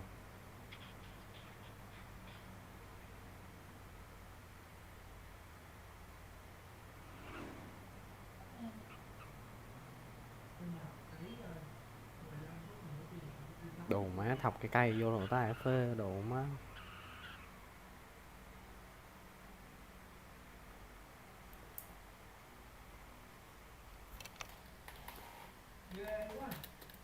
Kệ anh em cứ ở đó tôi đi vét đây. Bây giờ hết kèo rồi. Đi dạy lao anh em, dạy lao tới giờ dạy lao. Đi đái rồi đi làm, anh em nào hút thuốc thì đi làm điếu thuốc, anh em nào hút cần thì khỏi coi nữa mẹ đi. Hút cần phê lâu lắm. Hút thuốc lào thì đi làm bi lào đi, hay là đi làm ly nước. 29334 tham ở đâu để thay skin đợi xí.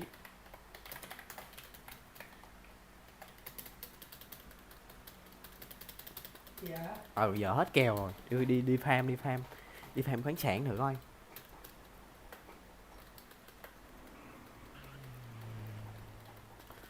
Xài xuống mượn mà làm spam chia trước mặt lấy đạn free hết hạn sau 1 tháng.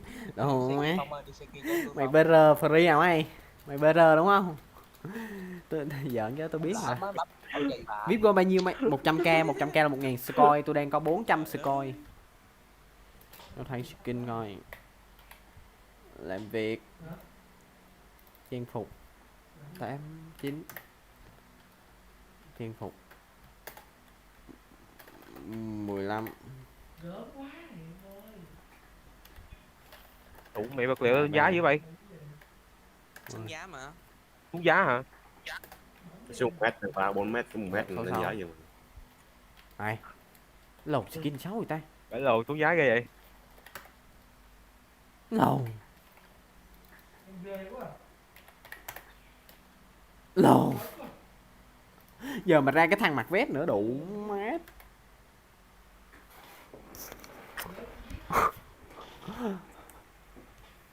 Đây đi khui không? Thôi xui em Bảy ơi. Đây. Đủ má nó hết ra cái thằng mặc vest rồi đủ má nó phát nó ra đéo mặc đồ luôn, đĩ mẹ cay chưa. Anthony versus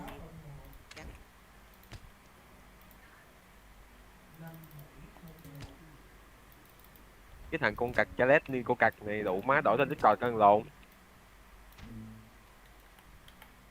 Để tên đủ mẹ như đầu tôm vậy á. Thích hello không?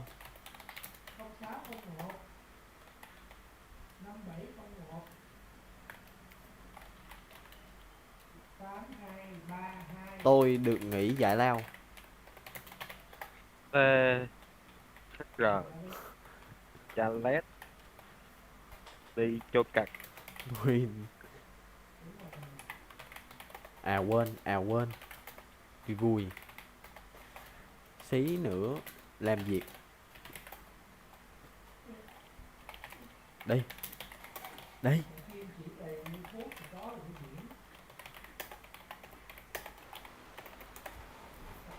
Đi.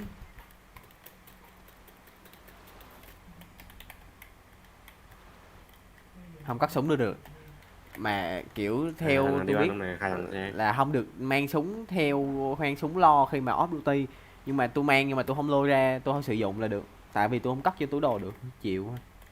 Tôi đâu sử dụng đâu mà. Giờ bị bắn đứng nhìn thôi sao. Giờ nè, giờ đi. Đi. Kéo Phải đi. liền mấy ông mở nó Không có xả- xe hả?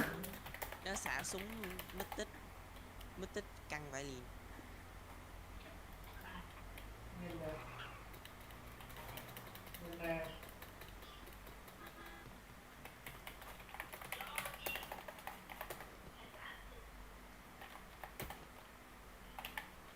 Ghi vật cây một lái đi. Đi đái cái. Đủ má tao mắc đái quá. Đầu mắc nhiều rợm đây.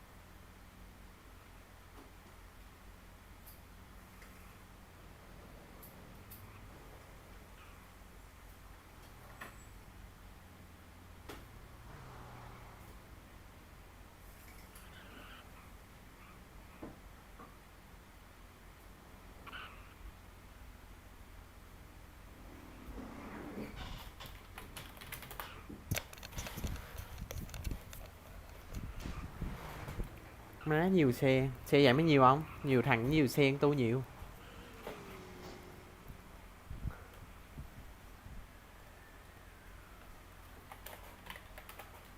Bây giờ mà bắn là tôi không bắn được đâu à.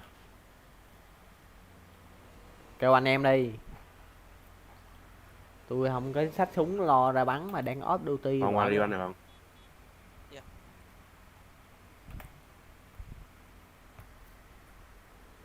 Không chơi SAG nữa hả Long? Đâu, tí Để chơi. game nó qua kìa.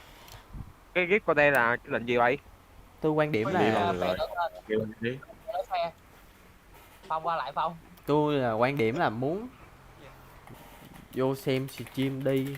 Nói gì nữa.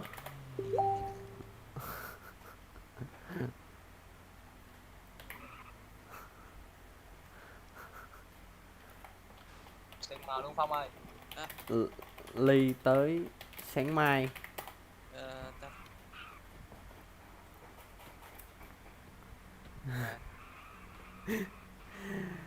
Theo quan điểm của tôi là server Sam á càng nhiều càng tốt, mà mỗi server tầm 100 em á thì cái game này nó ngon liền. Hoặc là rồi game và up mem lên cho mem thêm. Mà cái nói chung là vì lý do gì đó tôi không biết, tại tôi không rành bên mode game nên Họ là có mã 55. Cái này. từ từ đi farm khoáng sản. Thôi bếp á. Nhầm, cứ đi từ từ em đi farm khoáng sản, farm xí qua.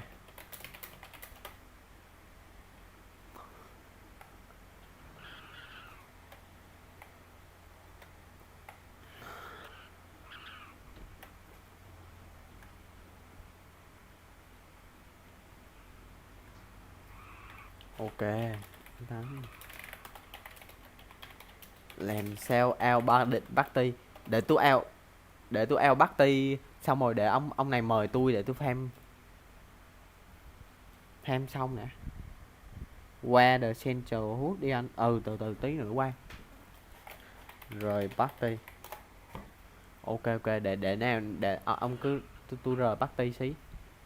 Tôi farm lấy cây bùa xài được. Cây MB5.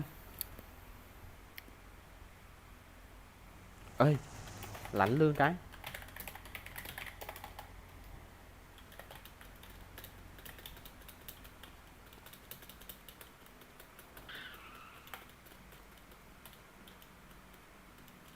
Ồ mẹ, cái ATM ở đây đâu rồi? Em đem luôn anh. Đúng rồi, sao chưa được? Đúng má, không có ATM. ATM đâu ta?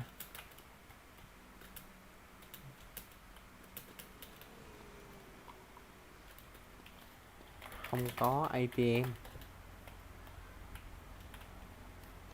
Ra cây ATM gần đây đi.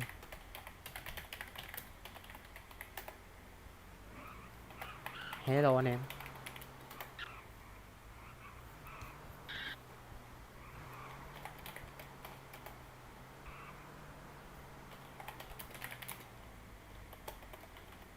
Đủ má tem đông vậy.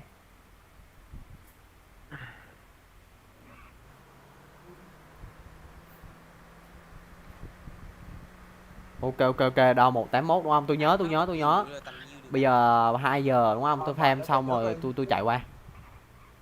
Nhưng mà nó tông một điểm sinh.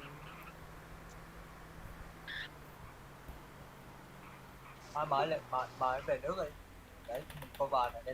Đủ má phá xe là mày. Mà nó về đất nước đi rồi mình đi cover cho lép nè. Rồi ok. Rồi để anh em tìm khoáng sản xong rồi Khoan còn anh. là tôi qua. Rồi. Làm sao để mở túi đồ? Làm sao để mở túi đồ anh em? Xem budget. Quên chứ lạnh lương rồi. Má bị ngáo lôn rồi. Nãy thấy dòng lồn gì màu vàng đủ má. Tưởng tới giờ lạnh lương đủ má, em Long Quế chưa? Thôi. Nè. Đủ má ông ngáo lôn à.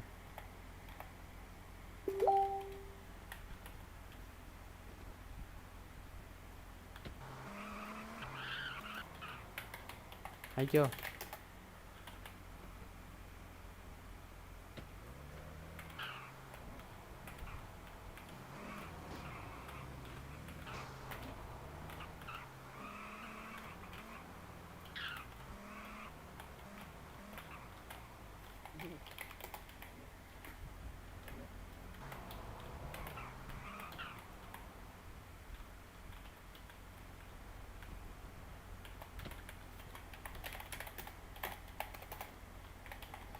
Thằng 2 là SF.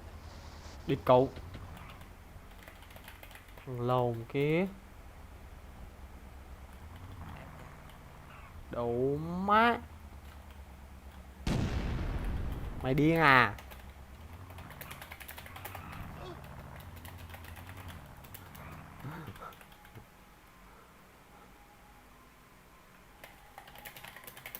Mình chưa đổi Anh càng cao fan càng lâu nhưng mà hình như đây fan team ấy. Mẹ. Thằng lồn monster. Nó cán mình cái xe lật luôn. Mẹ. Giờ bay chết là nó tự lên level. Mẹ. Cây cú chưa? tụi nó chết đông. Chắc tối tôi phải đi mua nước. Tôi đi mua nước là tôi off stream xong rồi tôi đi mua nước chứ. Chứ ông lại để anh em ngồi coi tôi đi mua nước đúng không? Chắc ở quanh khu FBI á.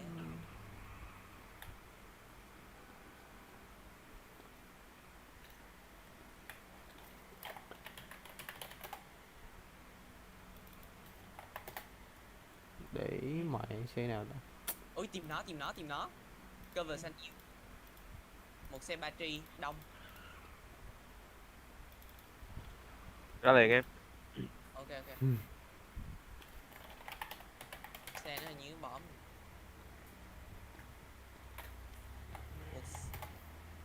một xe battery. Đi xe cùi. Xe này mà hư nữa là thôi á, là đậu má đời.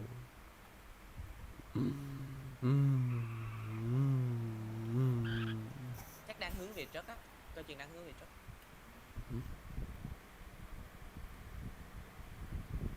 AD đó. AD là đằng nào?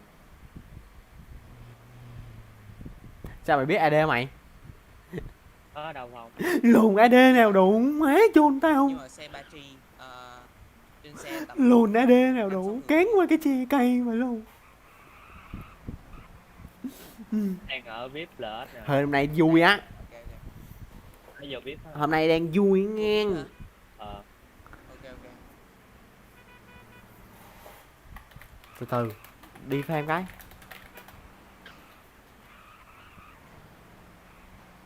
Nó vô VIP Hello ra, Long Vario. VIP, U đủ má cu tích. Vô VIP luôn. Cu tích quen người ta phải cu tích thiệt không? rồi VIP. Có locker trong đó đâu. Vô Một ma ve ở Sunnyvale nè. Phải cu tích hồi xưa không? Sunnyvale đúng không?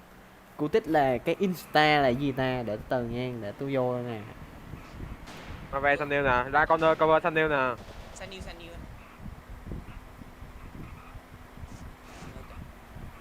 Cu tích là cái gì á? Insta là gì nè? Tầm M4 không? Để tôi coi nè. Tôi biết Insta không luôn á, đừng giỡn.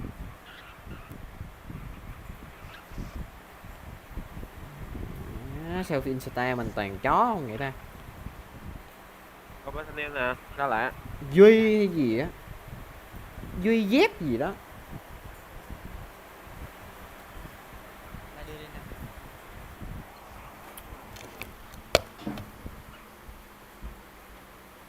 Em deploy góc khác nè. Cái này non quá, đủ má để tao ngồi tao bắn ể không quần. 215 là team nào? 215 team nào? Quốc gia xô kìa em. Ôi em thấy rồi. Cây cú ghê. Cứ mưa một cái là đủ. Mới mở cửa sổ là mưa. Ngọc Duy GBEG đúng không? Ở trên Đúng chưa? Hết rồi. Hết rồi. Ok. Bắt tụi mày về. Đúng chưa? Tụi battery ra. Để bác sĩ ra. Ngọc GBEG đúng chưa? À, Tôi còn nhớ mà hồi xưa chơi thời găng với ông mà. Trước độ má chửi nhau dữ quá. Do chơi Pin à? ba cái nhập vai đó. Bây giờ mình khác rồi. 146 bị truy đuổi. Sao gì đổi? Đồ má. Anh em mình là bạn thân đúng rồi. Đồ má hồi xưa. Giờ còn làm anime không? Em phương Cho xin cái chân nè. Giờ có làm anime chưa? chắc Nó giỡn với nhiều anh em hỏi tôi má sao ông làm anime nữa anh, rồi em thích xem em làm anime lắm nhưng mà mấy ông thấy tôi vui vậy chứ thực ra là nó không vui. Thứ nhất là mình vừa streamer là cái tâm thế mình là hòa đồng với member á, thì kiểu như là mình stream lên mà mình thấy thằng kia cái tội nó không đáng gieo nhưng mà phải gieo á hồi trước á, còn bây giờ thì không biết. Hồi trước á cái tội đáng gieo thì mình phải gieo á, mình khó chịu lắm tại mình đang stream mà phải nền nếp cây rifle mà làm đúng luật ra á vậy thì phải gieo nó, mình nhưng tao mà làm hết đáng tên là luôn vậy. lý ra mình không gieo được. Rồi thứ hai nữa Mẹ tôi nói cái núp thôi chứ infer tôi ngồi tao thục được mẹ mấy lô cái ói vậy. làm admin á là phải tách biệt khỏi anh em luôn. Cái game là chơi với anh em mà, xong rồi mà mình tự nhiên mình lên chức admin là mình phải tách biệt với toàn bộ anh em luôn. Nó khó chơi chung với anh em, chơi được nhưng mà khó chơi chung với anh em lắm. Giờ tưởng ông đua xe nghĩ sao vậy trời, tôi đâu có đua xe đâu. Làm admin nó tách biệt với anh em lắm, tại vì là mình một phần mình muốn binh anh em, mình chơi anh em với anh em mình thấy mình làm admin thì lâu lâu nhờ vẽ này nhờ vẽ kia, mà thực sự là nhờ rất khó bởi vì làm admin mà đâu phải là mình dùng cái quyền đó mà mình làm cái gì cho anh em hay cho người quen được đâu, mà anh em nhờ hoài mà mình từ chối cũng khó, nên là bình thường á những thằng đang chơi với anh em mà lên admin á nó sẽ chảnh chó, mọi người thấy nó chảnh chó 14 nhưng lại mà, nữa chứ đủ mày cà khệ nhưng là mà gì thực vậy? ra không phải, Con thực ra ngoại là nữa. nó né, Mấy chút vật học này Nó- con ngoại thì nó sợ anh em mất lòng anh em á nên nó phải né, ra, hoặc là tại vì làm admin mà mình một phần mình muốn giữ chức, mình muốn làm đúng, mình muốn gương mẫu, còn một phần thì mình lại muốn giúp anh em, nó khó chỗ nó đụng nó căng, khó chịu lắm. Thằng bên tem hoặc là bên tem. người người ta kệ rủ bắn con đỏ không mua mày. cho chi bạn Má. à đó cớ ngại.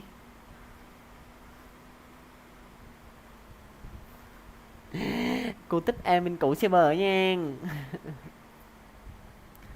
hồi cô tích lên tới răng gì cao nhất nhờ, lên tới admin gì cao nhất nhờ.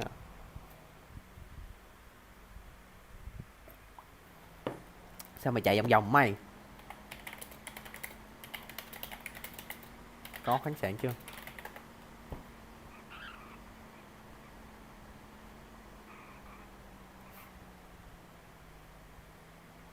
Ok sắp tới. Ai 11, Creamman 11 nữa kìa anh Khang. đâu mà ai Creamman là ai bên nào? Mày ai Creamman là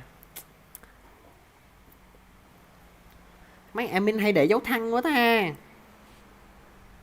hay để dấu thăng ở trước tên quá ta,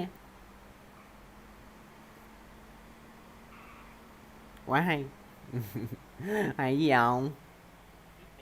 Này tôi chuyển sang streamer rồi đó. Nó là phải Phố giờ chọn. nhộn nhịp ghê ha. Thấy sao Hòa Bình phải lồn tới nào bắn nhau hết vậy? Nó khác xưa rồi. Nó khác xưa rồi. Thành phố bây giờ là khác xưa rồi. Má tôi qua gần ta năm chơi anh em, tôi thấy đồ má bên đó cũng có cái vui mà bên mình cũng có cái vui. Hôm qua là đặt phải Tôi nghĩ nếu bên mình game mình phát triển được thì độ má cũng vui mà. Nên độ má tâm thế của tôi là độ má cho người ta biết tới game này.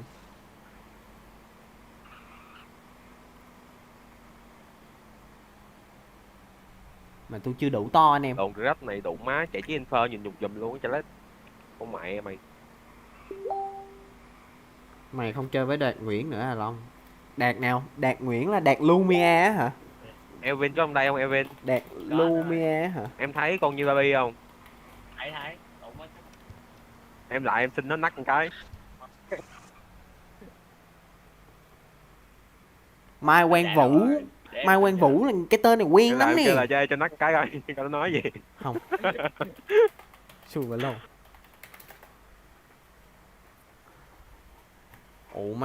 Ủa má, tao phê SF. LS. Fan bên SF. Phạm luật Cái A. đây rộng quá vậy. Thu cho về đi.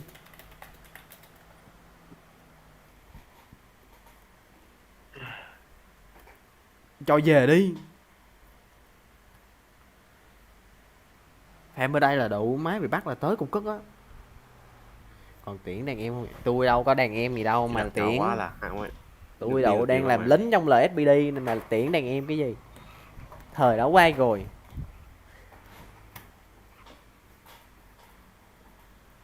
Thời này độ mà anh em ngang hàng.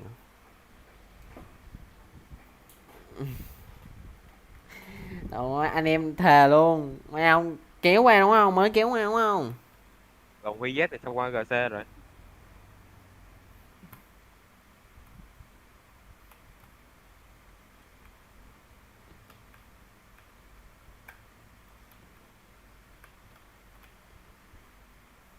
Đâu?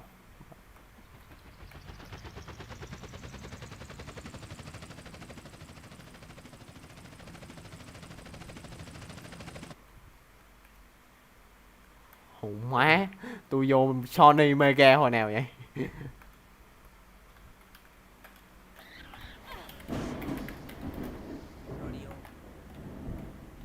Long đi cặt. Con cặc gì vậy? Ra liền. Bảo kêu tôi, bảo kêu tôi. À, Kim bo bo hay vô đây. Tôi không dùng súng lo được. Lâm không? Đang off duty.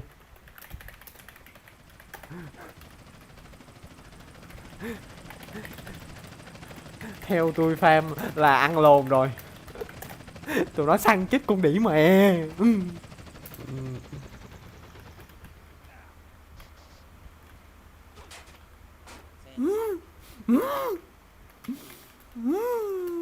Game bo bo rồi đâu rồi. nè. Ở Trịnh Thúy, lại con ba lẹ, Trịnh Thúy. Tới rồi. Ê, đó. Rồi luôn tới cất mẹ. Ra luôn. Đậu má. Muôn đời. Lộn. Chạy. Audi.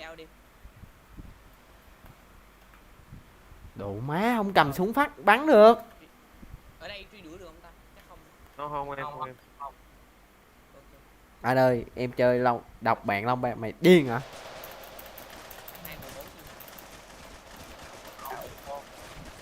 214 Đúng mẹ ông hùng chết lẻ luôn Khang. Địch mẹ, mày nói gì nữa? Thằng lồ súc vật đó mà, đủ má, đầu tôm không à. Đầu với từng thức á, hiểu không? Địch con mẹ. em đép nha. Long Em Ban đếm vô cũng chết như chó nè. Kệ đi. Up duty sẽ không ao ít có Vừa gì vô anh. là chịu được luôn. Vừa vô cái lẻ là chịu được luôn. Cay vậy luôn. Cái lồng mẹ mưa nữa. Ê. Ủa ở quận 11 hả? Ở quận 11 hay sao mưa nữa vậy? Đâu, ta Bình Phước. Tôi quận 11 nó cũng mưa đi mưa lại nãy giờ nè. Mẹ đang Ở nói đâu chi đó? Long Lọ. Ở đâu? Đó. Trời chim tới chết. Chà đủ má, nãy giờ tao nói hơi lố, địch rồi. Đừng có kêu tao đây nha bay. Ok. Không nói mày là Khang đâu, yên tâm. Đồn đi. Không nói biết mày là Phạm Khang đâu. Như Bambi nè. Anh em chơi game đừng Không, kêu sạc lên chat anh em kêu cho nắc cái được không? bạn Long Bay vô hay là em Long Bay vô hết. Cho nắc phải được không? Cứ cái đi em. Con gái. Tôi đi. Tôi đi farm khổ lắm. Quá. Để tối 12 giờ đêm đi. Tối tầm 1-2 giờ sáng vậy á. Sao mà về kia cứu có thằng rồi. Giờ qua HQ ấy chơi nè. Ok. Nhớ Vừa vô nhớ. là chịu được luôn. Kìa mẹ chết bà. Chết mẹ giờ. Ở đâu Mình ra gọi trả là súng việc nè. lẹ ghê á.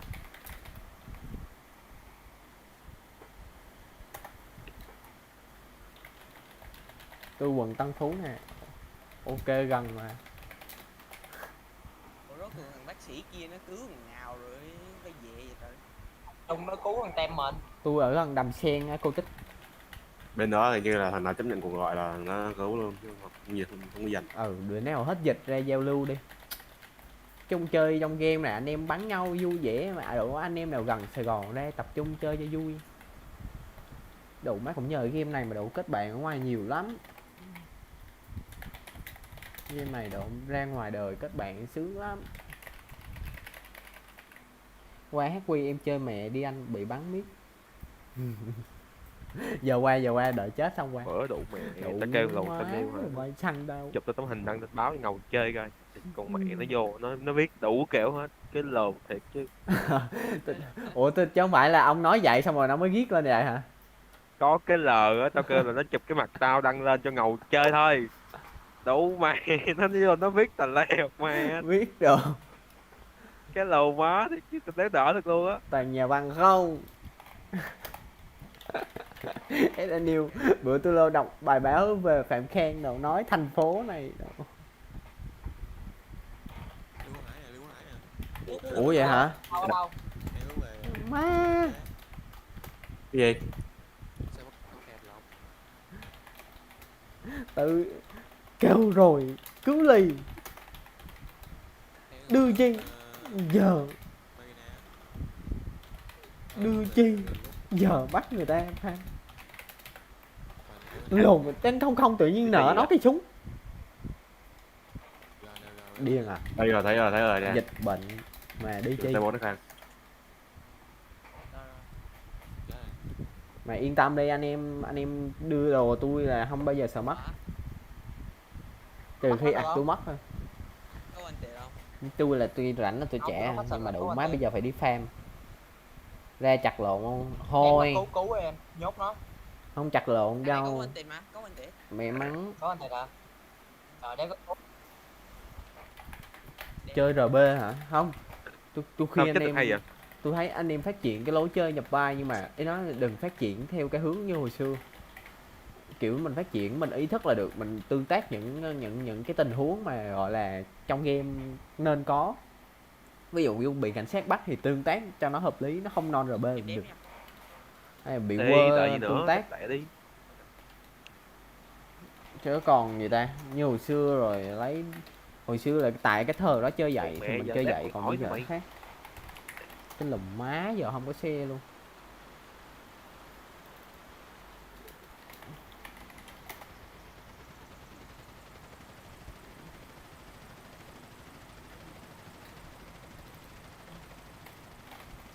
Ơi cục cất à, Picado.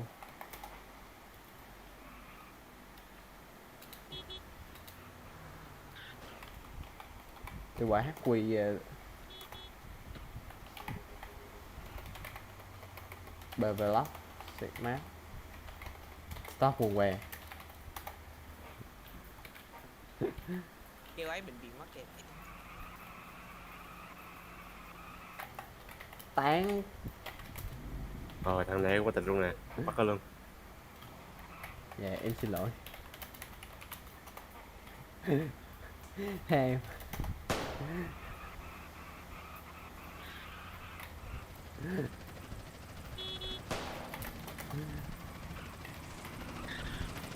cái lồn hai bà này Coi chừng bước. thôi đi đi, giờ đi farm khó lắm. Ai tây dơ đi. Em đứng gần đây em. À, con này giờ Tự nhiên Biết chị nhanh á. má thiệt khó chịu thiệt. Cẩn thận nha, có thằng trúng hơn 101 á. Rồi, xong.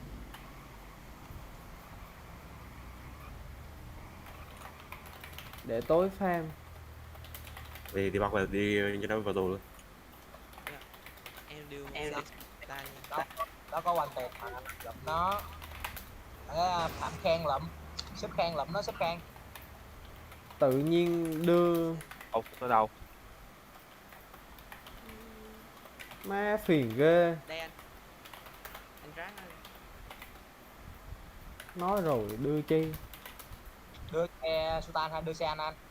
Để tôi sao đi. Nó khỏi, tôi phải chạy về đi.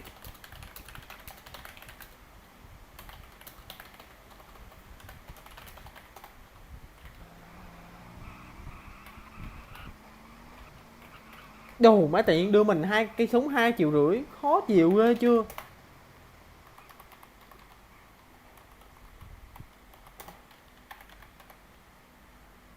Ui, thằng này dốt nó chạy gì nữa. Trùng nó không? Ừ. Má lồn phong từ trước giờ độ má, từ trước cũng ngay lắm. Nó ở trong ấy nha. Bây giờ còn ngay mà. Gấp vệ tinh đó. Dạ.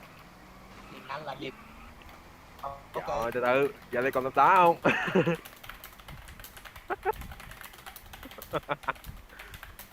Trời không chuyện gì chứ.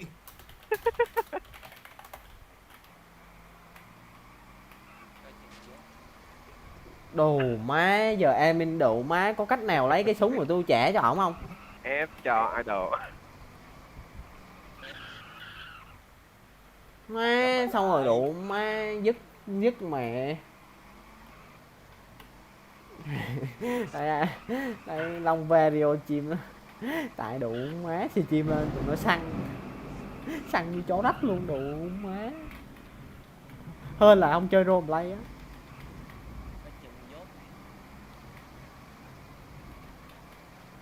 Hơn là ông chơi roleplay á.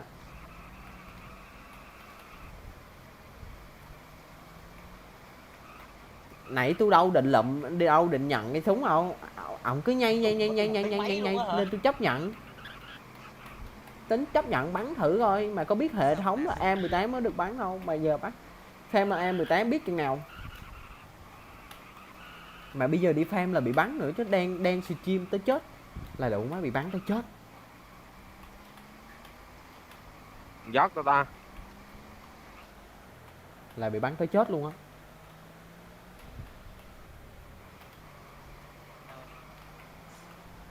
Thấy đó ta, mới thấy đi.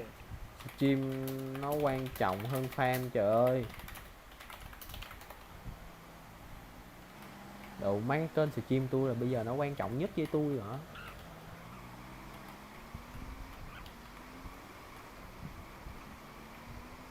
Nè đồ mấy cái cây MB5 đó tôi đâu thèm, tôi không lấy của ông đâu. Đồ má để tôi nhờ admin lấy trả qua. Đâu xem người ta. Mà nó biết Đi đi chiều. Dạ. Giờ tôi biết tên một admin là chiều thôi á.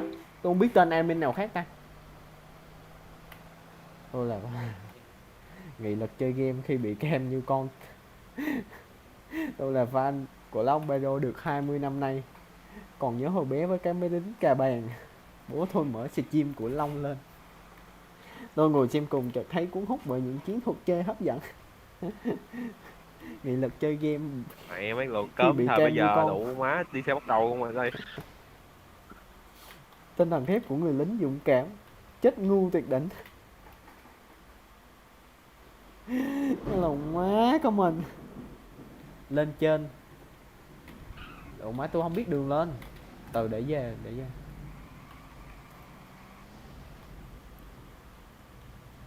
Giờ ngồi farm tới A18 là tới cục cất luôn.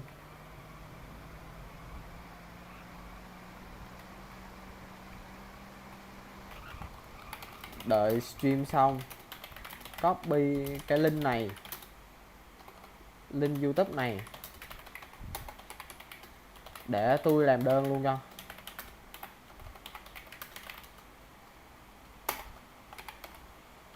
À thôi ông làm đi. Stream hôm nay xí off, mai bảo trì Hunter với tôi Hira. public cái link YouTube này lên. hình như giờ tụi Thấy phiền không? còn Rhino thôi à, còn chiếc Hunter không thấy nữa. Phiền thiệt. Hai ngày nay không thấy đâu bạn. Tên ra luôn. Giỡn xí thì vui chứ giỡn Cái bị bảo hoài trì ngay. là chưa trả. Hèn gì nãy tôi thấy ổng cứ nài đi farm. Tôi đâu biết là đồ má.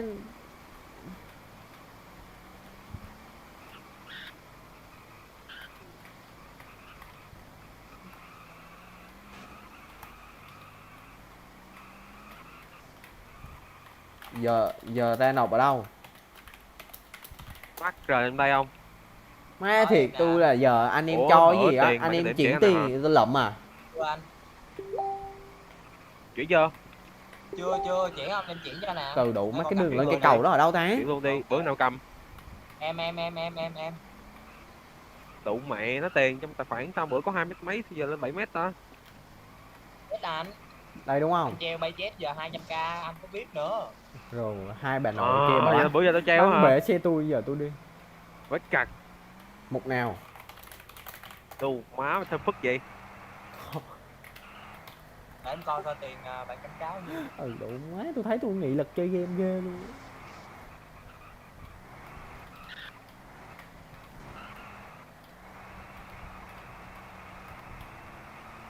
Lồ má cứ hối giống như đủ má mình ăn cắp ăn giật của tôi, ăn cắp ăn giật cái súng của ông vậy. Đồ má đen xì chim mất thời gian thiệt. Tự nhiên kêu cho mượn mà không tìm hiểu hết. Đồ má để ra làm đơn cho xong chuyện là mấy ông. Là 6 mà. Thiệt hồi xưa ông Phong này độ má cũng mấy lần, hồi xưa là tôi lập gan là kiểu ngồi kiểu khó chịu cái lối chơi á. Mỗi người mỗi cách chơi. À thôi tôi tới rồi. Phạm Lục fashion em. Đùng má hát quy. Từ từ áp ca ra làm cái đơn đấy. Đây cho anh em coi làm đơn.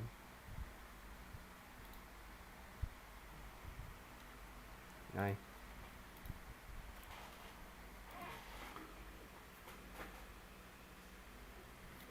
có định hướng beta RB thì phải đứng nhất như RB. Ghê vậy. Đồ má lại là câu chuyện forum. Long hết chơi Kèo Horizon RB rồi bắt tay đi Long cho đỡ phiền. Xin cờ lê bé Long hữu thống này, đợi chừng nào đi thống. Độ má kênh tao giờ nhỏ xíu mà hồi thà nó bự như hồi xưa thì 2 thằng mốt thì được. Chứ giờ kênh đây kênh ấy mà kênh rác mà. Má là què. Vô chụp cái tấm hình nữa.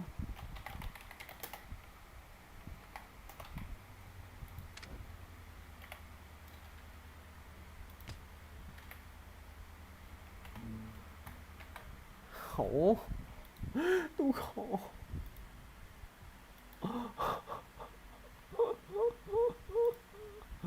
Lồn phong đồ má. Mày ám tao cả đời đi mày. Mày ám tao cả đời đi. Kênh tôi giờ có bên thằng Maye là mốt á, thằng Hùng á. Nó là quản trị viên trong group tôi á. Nói chung là cái group băng đạn Long Berio nè, tôi tạo cái tên nó hồi xưa tôi tạo vậy đó, giống như là tôi bắt chước mấy streamer lớn á. Chứ đâu cái gì đâu. Ai, kìa báo lỗi.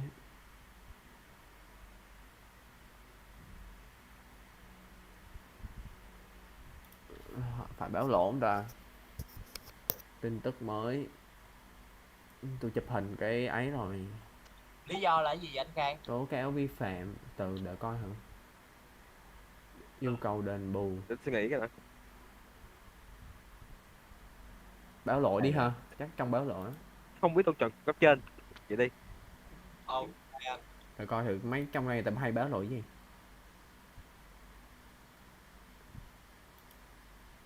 Phong chạy xe Phong anh ra làm bạn cái điểm chắc là bạn cảnh cáo á. Dạ dạ ok.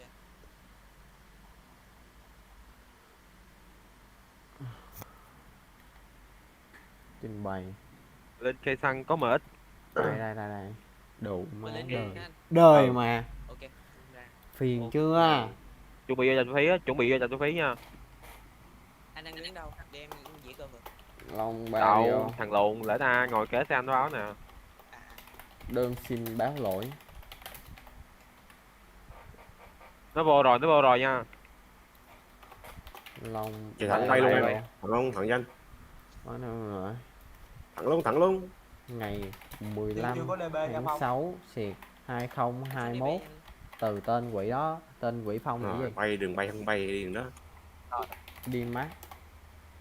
Từ Dưới cầu hả? Từ. Tụ mẹ. mắt ship gạch À, nó Magnus. ngoài kề bay, thấy không? Ở ngoài luôn. Tôi Xe stream năm giống góc. Đâu không. Nó đi Hyundai 7. Xe hai xe vậy á. xin Cái nếp trên kìa, lui vô. lấy súng của tôi trả lại cho bạn Maxson. Đây. Hôm nay tôi stream thì tôi Thấy xe rồi. có stream game Lùi về đi Alvin. server mình Cầu nữa anh ơi, đông lắm thì anh Khang ơi. có bạn một xe này với thêm bạn hai thằng tới. DS nữa nha. Cứ đứng ở đây, bạn cứ nhây là cho tôi Nó vô kìa.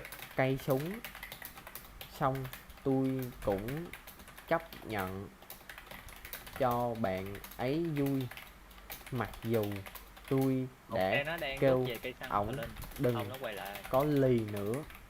Thôi cho bạn Qua ấy thật tên vui, thật. nhưng sau Ơi, đó còn hai thằng này bơ thì nha. Hai thằng phát này bơ hiện ngay chân cầu nhưng- với một xe. nhưng server không cho cầm súng Legend với những người dưới A18 mà tôi mới A10 à, mà tôi trong phát LSPD không có thời gian đi farm lên A18 nên Dưới còn cầu lia nha. lâu Dưới cầu lia. mới Cầu còn một. chả Ủa, được cái gì? Còn Có một rồi. xe kìa, còn một xe nữa kìa. tôi sợ mang tiếng lừa đảo, Một xe lên cầu kìa. ổng cứ nài tôi hoài, Ok ok. tôi buồn, tôi mệt mỏi quá, Rồi rồi rồi. nên xin admin giúp tôi lấy cây này rồi trả ổng giùm. Hình ảnh đổi. Đâu 7 còn không? Còn Ở đâu à? Link stream dưới cầu vượt. Xe BR. để khi nào vậy? BR trả hình đủ má. Dở quá, đặt ra đơn lên cầu luôn nè. Úp ảnh, úp hình nhanh. Ồ mẹ chứ không thôi lấy cái, thấy cái quả đơn kiện cáo Long Barrio lừa đảo đậu má. Nổi tiếng nhất server nữa tội tôi.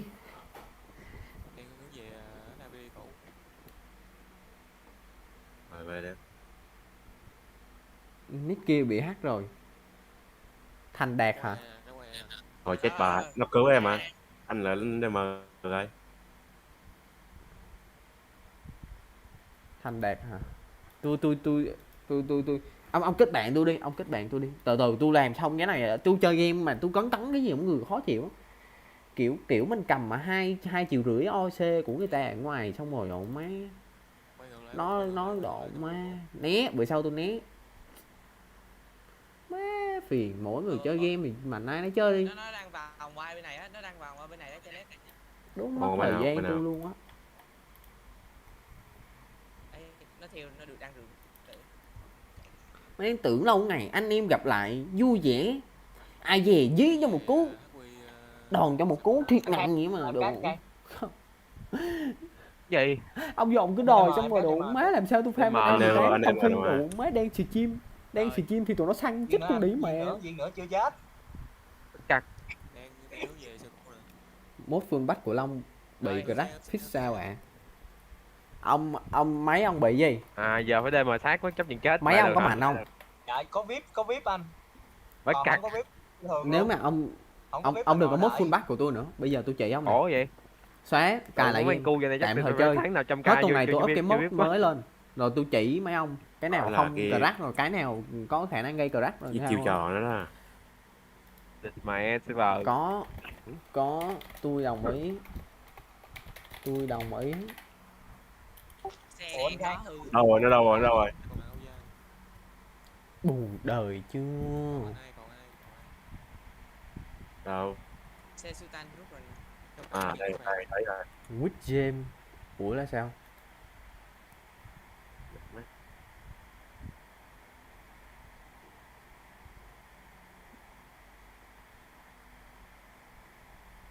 Là sao Rồi ta? đi nha. Lia. Vấn đề refund. Đồ mà admin gem đồ má có 5 luôn rồi, ghê huy hiệu kinh nhờ. Má, ông gem này, ông gem mà.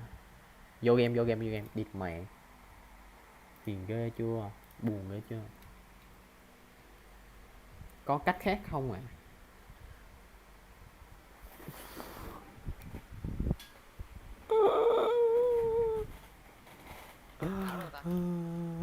Giờ VIP là anh làm văn bản luôn. Ok. Thằng lôn nào vậy? Xe Sultan Thằng có lôn nào vậy? Thằng lôn Kenny Du. xe này dễ BS. Anh cho em xin một cái xe được không ạ? Mà xe đâm gì không máu ra.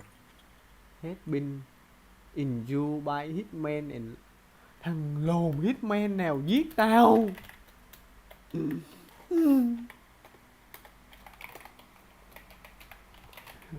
Lồn hitman nu mê mê. Ủa anh Khang, cái chức vụ của anh ghi tắt là COB này đúng không anh Khang? Ừ chữ B với khoa em. Ồ mát Vậy đúng không anh? Ừ. Ok. Anh đã biết cái này là do mấy thằng lồn nó kiểu thích làm màu hay là ngày xưa để vậy rồi mình thấy tụi cóp bây giờ để vậy không á. Đơn vị À. đơn vị đâu có đâu, khỏi để đơn vị. Let's go. Cái từ cóp mà từ cái từ này bà ra mà. Quá chán ông. Đơn rồi Phong.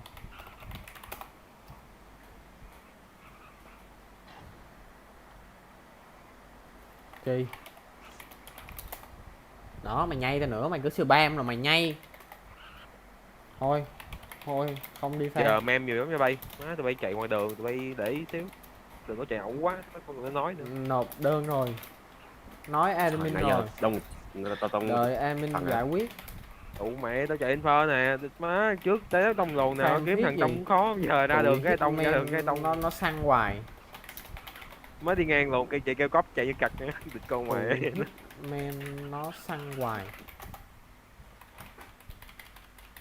Ây dô. Bây giờ tông mấy thằng là chấm hỏi. má mình sẽ dạo. Đồ má vẫy tay về phía Long Bi. Đồ má anh em làm cái băng đảng cũng được nè. Thì nói chung là từ từ để tôi suy nghĩ rồi tôi nói. Hai viên là chết đúng không? Hello. I'm lobby. I'm lobby.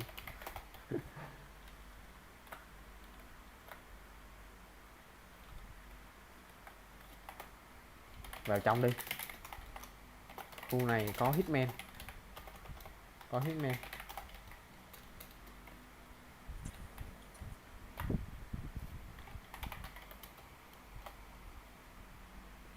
Mày dẹp mẹ chứ info cho lát thôi. Mày chạy nhìn rách quá à. Cái này từ farm đi treo là lên được chứ không có chuyện anh bên chuyện súng cho mắt kia đâu, bắt buộc phải từ farm Đủ làm đơn mẹ một vậy chạy thôi. cũng cặt cái địch mẹ cái lò chứ info chạy mất hết tiếng nói của tao. Con mẹ mày. Tại tôi không có thời gian. Công nó là kêu lính anh Khang chạy info chạy như con cặt. Lồn mà Con thấy hitman mẹ. giết tao đủ má tao khóa cửa lại.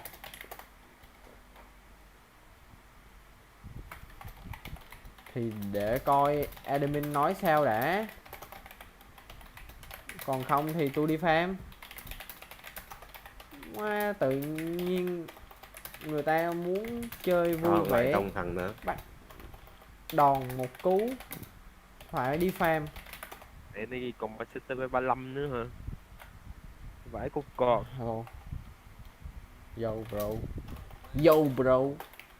Chiếc xe đủ quá, chiếc xe đây, chiếc xe nữa kéo cho. Anh em Hitman hoạt đang động ở sân ở bên. đây à? Hai. Tôi Một làm hitman đang trong. ở sân bên biết. Ok. Tao này là sĩ quan Một bắt đầu nó lập la để mình múc á hả? của Los Santos. Đó, mình mất tiền. Tổng cục cảnh sát lễ. Đợi admin duyệt. Đừng để nó giết, Đi. nó giết mà lỡ mình bị con Đồ má. Nói cái nữa tôi rời bắt ti Có xong nhiều rồi không? kêu tôi lừa đảo nữa. Tùy cái thằng mà nó nhờ hitman giết mình, nó trả bao nhiêu mình mất nhiêu đó. Cái lệnh gì nhờ hitman. Xe contract. Không. Thăm lồn Qua kìa. thăm anh em cậu. Mấy thằng này Gì đợt hồi nghe nói có cái trò đủ mẹ. Cầm con dao xiên cái chết mẹ. Đúng rồi, cái dao á. Là con chop 210. Ồ má. Mấy anh em bên đây RB hạt quá. Nhạc dai hạt quá. Anh này có wanted đúng không? Bắt có tù. Ban thì Nó thôi. vẫn bị dính mấy Ban thì qua tịch nghỉ. hả? Lập nick khác chơi. Vẫn bị dính wanted chứ. Ồ mấy giờ ban nghỉ lập nick khác chơi. Đây là mấy lồn này gọi là thuộc dạng lính đánh thuê được có mẹ. Farm từ giờ đến tối má nó mất thời gian không? Party nó đông. Còn chưa kể bị giết nữa. Má nó phiền. Càng nhây càng tức. Thà nói từ từ để tôi farm đi. Nó Ngày trừ tôi thẳng farm tiền tiếp. tài khoản mình hay sao? Thằng giờ là trừ xong mình trừ nữa. À được nhân 2 hay sao á? Ok.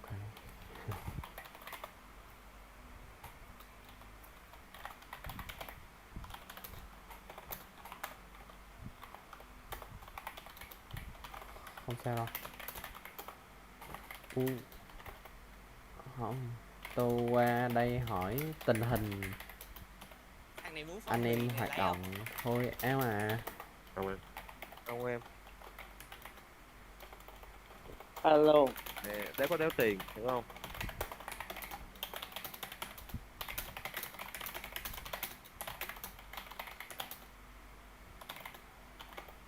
Má dễ chửi kìa. Thế thì để tôi mời ly rượu.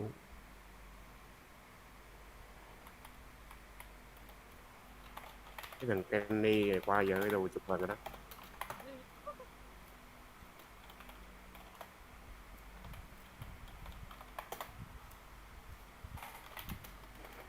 Ok. Niệm Phong bị Có phở không? chứ còn không mà nó lừa mở cúp ra nó giao tức là Vậy nên nếu mấy hitman này nó chơi thì mới chơi Có theo vậy phe nó luôn. theo phe riêng, chứ đấy có phải là chơi Tôi- chung phe với tôi lẻ nhập- TFF rồi đâu, đúng Tôi nhập không? vai đúng Ừ. chưa? Nó phải trung lập, phe khác luôn á, phe thứ ba Tôi luôn. nhập vai như thế là ok chưa? Có phở không? Vô thẳng vấn đề có phở không? không chuyên nghiệp lắm đâu. Đi Có chung phở. chung mà nó không làm gì nữa. Hôm nay vô tính quá. Để tao hỏi chủ quan chi. Ok. Đây là tôi không ảo game nha. Ví dụ mà tự nhiên không mời ly whisky mà không có ly whisky gì để uống, nó cũng không giúp gì tăng máu hay ăn gì hết, thì hỏi thẳng luôn có phở không, đồ mà đem tô phở ra ăn không đó, tới rôn lại như vậy là vui đúng không? Đồ má đồ má thằng Easy Gaming TV tao thấy mày từ hồi cái kênh cũ rồi nha. Có ai có cái Admin không giải quyết đâu. để BD sẵn không em xin. Rồi game còn tụ đô hay xuống nâng cấp còn, nhưng mà nếu ông biết chơi thì nó cũng thú vị không. Ông đừng hồi trước tôi không biết chơi thì tôi cũng độ mấy cũng chửi, cũng không phải chửi mà cũng ý kiến là ủa đụng mấy tự nhiên ra hệ thống này xàm người ta, nhưng mà giờ thấy nó cũng hay, cũng được đi làm cả ngày quên mua đồ ăn.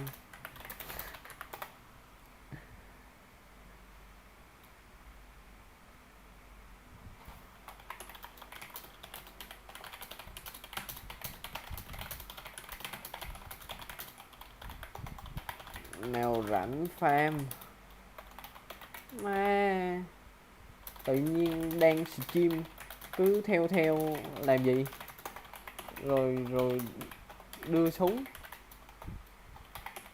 Tôi đâu có mượn súng không đâu. Anh em vui vẻ tình anh em lâu gặp ngày. Bây giờ đang stream không farm được. Không đồ ăn với nước là được. Bao nhiêu người đang xem mà bảo tắt. Đồ mà ông nghĩ đơn giản quá. Cái này đồ mà cái tôi đang tập trung vô, tôi đang nghiêm túc với cái kênh YouTube tôi đang coi stream như cái nghề, nhưng mặc dù nó đéo kiếm ra tiền, nó đam mê đồ má tôi muốn phát triển. Đồ má tự nhiên tôi ra cái lịch là stream từ 7 giờ tới mấy giờ đó, hôm nay tôi hứa anh em tôi stream 1 giờ mà toàn bắt.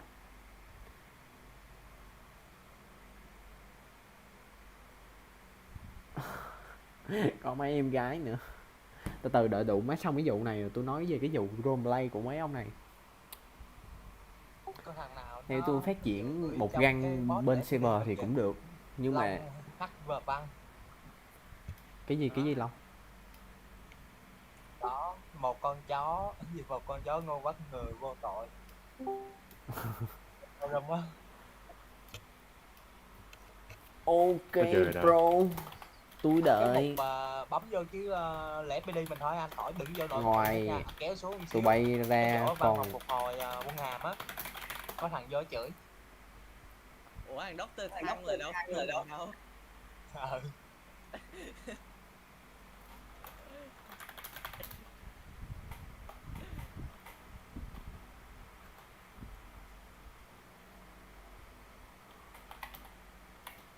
Ừ.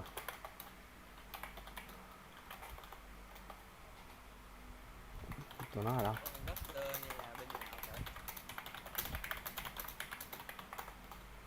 1, 2, 2. Tao là làm trong cảnh sát. Nó bên FBD mà.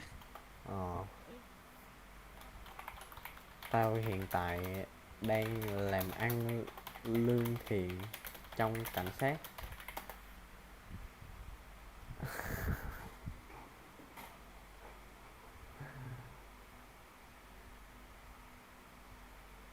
Chửi đâu vậy? Bật lấy video anh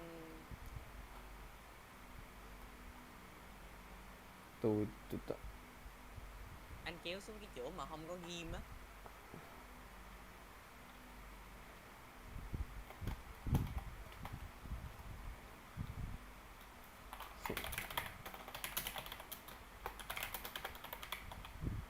Không có ghi mình chỗ nào. Cái chỗ văn học hàm á anh, cái chỗ phục hồi văn hàm của anh Phạm Khái với lại văn phòng khiếu nại á. Để em gửi anh cái link đó.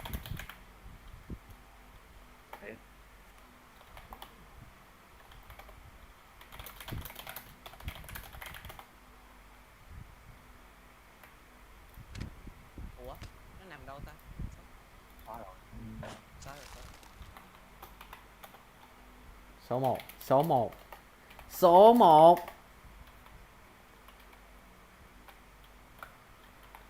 tụi bay có kẻ thù không?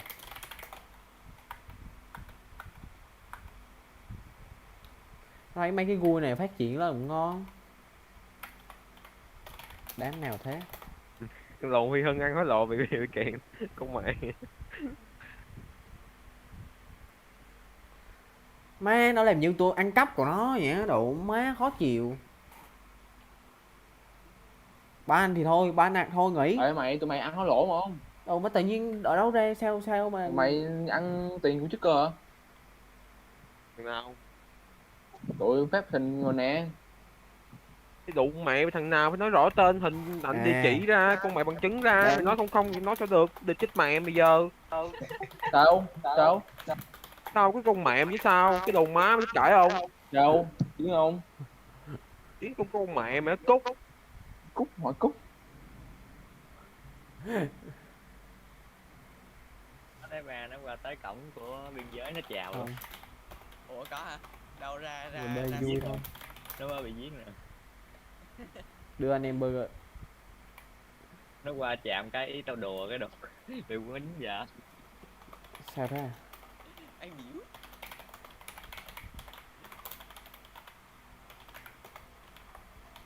Kêu gì nhờ?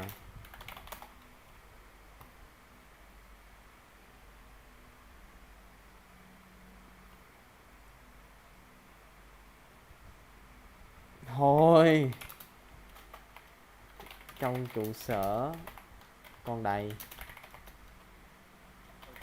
có đầy. Giờ tao sắp tới giờ làm việc nên không dùng được. Đó.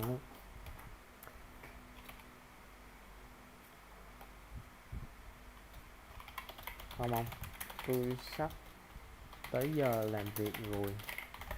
Anh Titan vô game chiều anh gạch gái.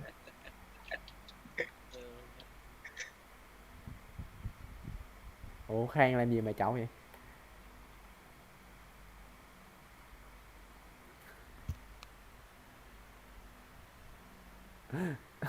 Dù giờ giống là FPD vậy.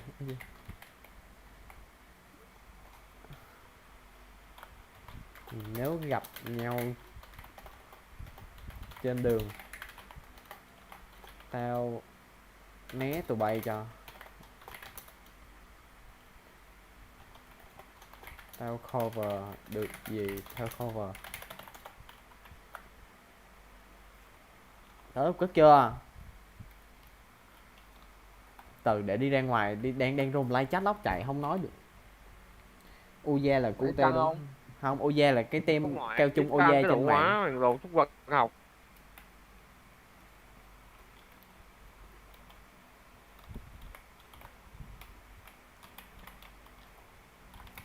Tao sẽ ghé chơi thường xuyên.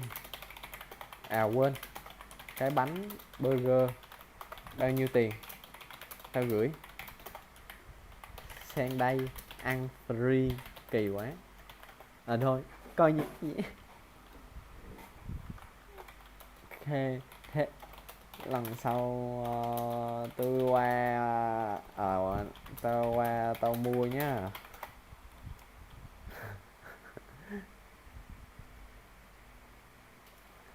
Cái lầu má khang sẽ phát sinh từ từng kẹt xu tao này kìa. Phải cạch. tạm biệt. Tiễn tao tới đây được rồi.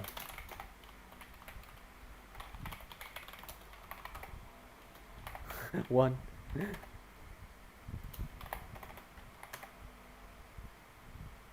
Chú nó má.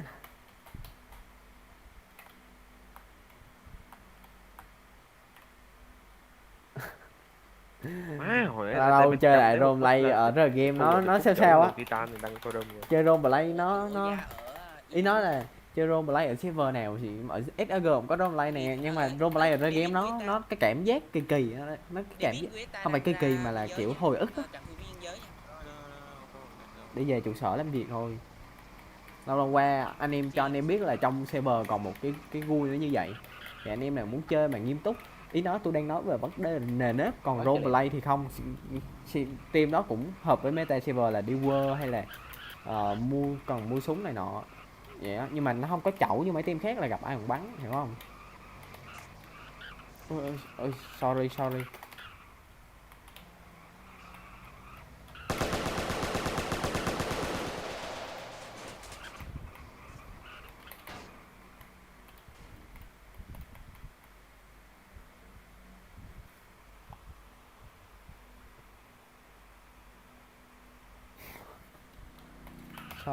rồi mà. À hù đủ má. Làm tưởng xuống xăng luôn chứ đủ.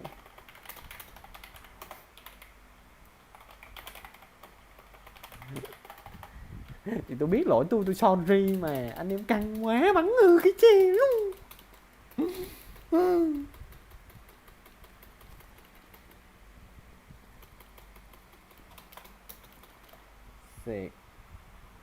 Xịt rồi bắt đi đi. Ủa sao nó ao à? Nó tự ao nè, tôi có rời đâu. Hay là tôi rời?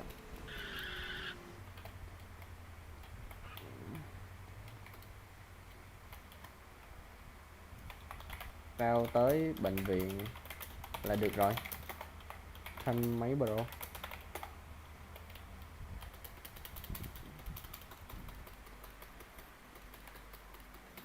Nói chung Kettle là nó hoặc là rider, anh em mà muốn nền nếp gọi là mày không có luật lệ hay là phỏng vấn căng thẳng như phát á, thì vô mấy cái gu đó. Rồi liên minh cảnh sát chơi nó cũng không khác gì mấy. Chơi anh em cho biết, nói chung mà do tôi chơi lâu rồi tôi bị mòn với mấy cái gì ta, mấy cái tình huống đó rồi, mấy cái chế độ rồi. Hồi mới chơi thì mình còn ráng tìm anh em độ mấy mình muốn cảm giác có anh em này nọ.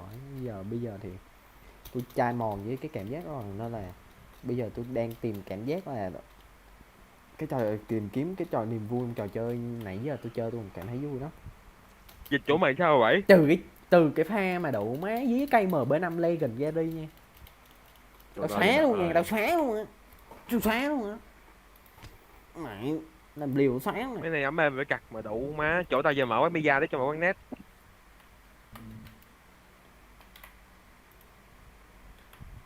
Chỗ tao thì mấy quán nhậu bình thường lại rồi. Rồi để coi. Quán nhậu pizza bình thường mà quán net vẫn chưa cho mở. Giao dịch. Trang bị. Chỗ tao quán net chỉ cho mở mà. Rồi đéo được luôn.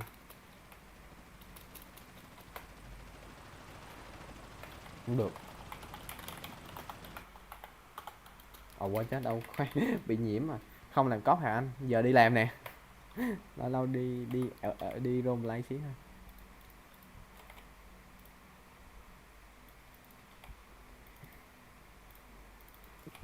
Mấy lầu chút cơ cầm súng ra khoe thì không phải gặp tao móc súng lại. Đồng má. Nhìn được mày mất tục phải luôn.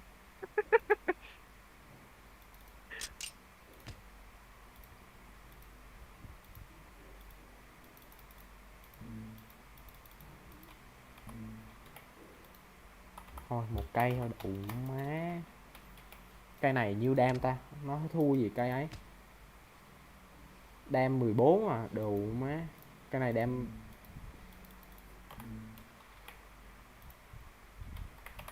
Cái này đam nhiêu? Đem 28 luôn, đồ mà nó gấp đôi luôn, mới ác chưa.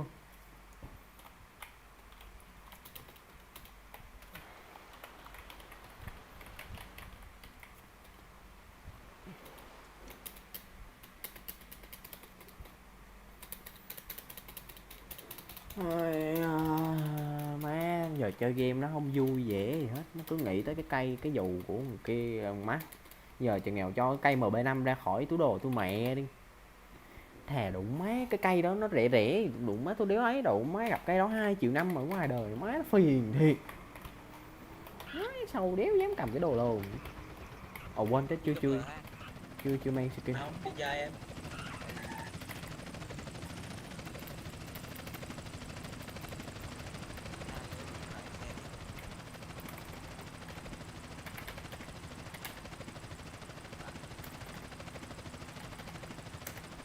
Tức đều ơi cái.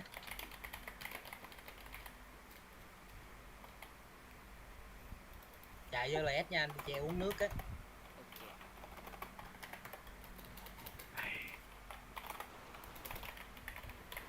Bị chết Anh có xóa cái MB5 uổng lắm cho em đi. Mày điên hả mày, cây đó 2,5 Em biết triệu. thằng Cha Lẹt này là chuyên gia chơi xe Độ má bảy. của người ta á, tao mới làm đơn Ừ. á. Chắc giờ mày mới vô coi Nó chim đúng độ không? má thuộc dạng Wrecking Boy á. Tao mới vô làm đơn Quay tàu độ bình bông ai đi thêm cái bô móc nữa. Cậu má đi tuần tra. Đúng độ mày cấp luôn, mày cấp Wrecking Boy không? Wrecking Boy. Áo dàn áo độ cái Chỉ đầu có nữa. pham thôi Long ơi. Điều anh cầm. Cho Có đi bơ, coi có ép tụi đi đời ba. Cloud đi, nó chửi anh đó thôi. Nó chửi tôi cũng bình thường. Tôi cho chửi tôi cũng được, đừng làm gì tôi là được. Đừng đưa súng 2 triệu 3 4 triệu cho tôi là được. Xong rồi đòi lại. Ghê. Tôi cũng có bắn đâu. Tôi trong faction mà. Còn Ok, đang ra.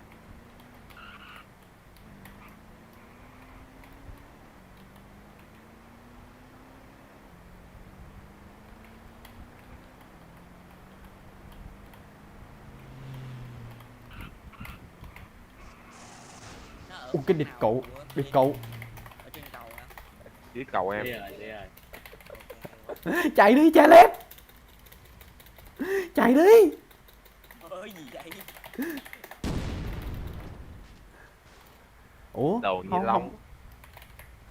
bị lật xe nó nổ. Ủa sao cha lép không mắc máu ta? Cho ké với. Sơn. Đâu thằng nào đâu. Anh ra nè, anh clear hết nè. Ê cho thì cứu.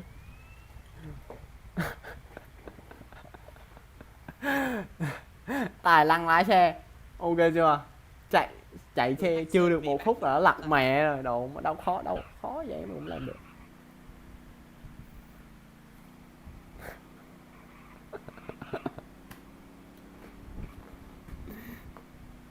Long ơi farm đi rồi trả. Thì bây giờ tôi farm nè. Quên lãnh lương mất. Cho tôi ké về Cái lầu. BD 2 được không?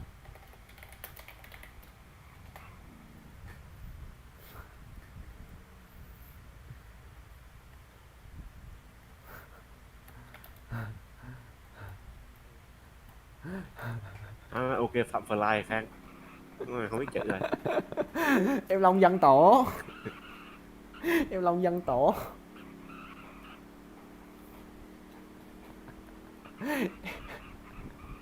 Em Long dân tổ. Thank you.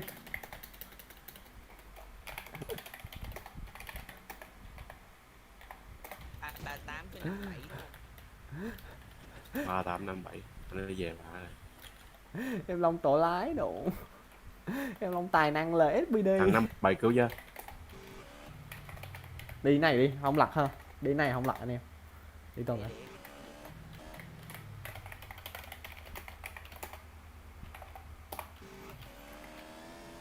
Đi lạnh lương nè. Nó về nè. Không cho em MB5 bay à. Mày điên mày. Nó 7 về rồi, 3 qua chưa về. Bậy bạ không, MB5 của ta á, mày mới xem chim thì mày lướt lên mày coi cái cảnh Có. mà đậu má. Nó cho tao mượn cái MB5 xong rồi tao không cầm được, tao không có am, tao mới am Ba 10. tám chứ. A18 mới cầm được. Thằng đi ke A18 được mới cầm được MB5. Mà bây giờ không cầm được MB5 sao bán lại cho nó. Chưa được chưa? Mà bây giờ không có thời gian farm nó mới làm đơn admin đó. Đời chưa? Thấy đời chưa? Thấy đời nó Chưa giật được mình đấy, lúc- chưa được đấy. em ạ. Trong bệnh viện luôn rồi. Có kèo à? Để tôi đi kiếm kèo cho anh em. Lồn hitman này, lồn Rồi anh chưa được rồi. thuê hitman, thuê hitman. Làm sao để thuê hitman ta? Vô bệnh viện mắc kẹt giúp em. Chưa được, ok. Ok. Anh này. 388. 388 luôn. Anh ta ra, em cấp đi, em cấp đi. Ok anh Tuấn. Cái chuyện chuẩn bị ra luôn á. Có kèo bệnh viện.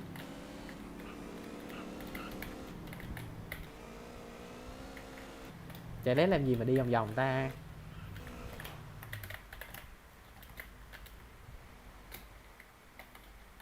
Ok, được rái nè. Đây, đây, em... Đi.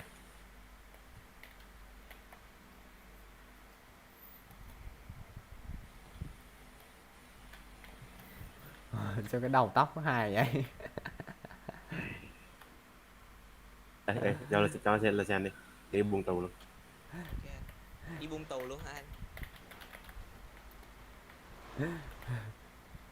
Đầu tóc Ê, hai. em chưa tắt rác. Anh lại đi thi này. Ok. Rồi anh em tập trung rồi LB một nha. Để BD1.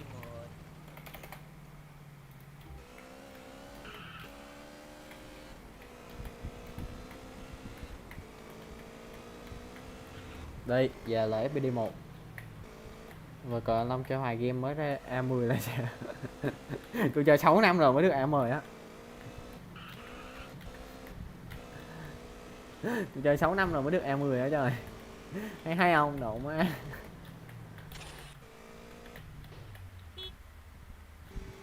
Biết bung tù rồi đúng không? Tối qua chơi rồi mà.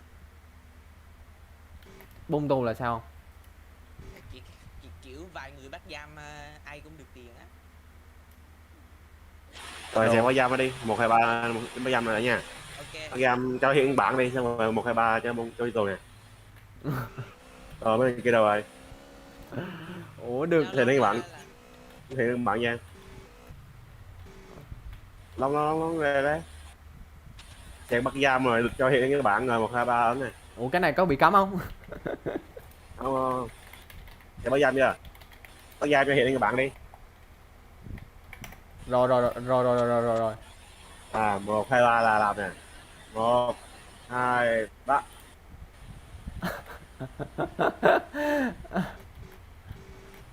Đó cho tao 10 nữa rồi. Ủa cái này có admin nào biết không vậy?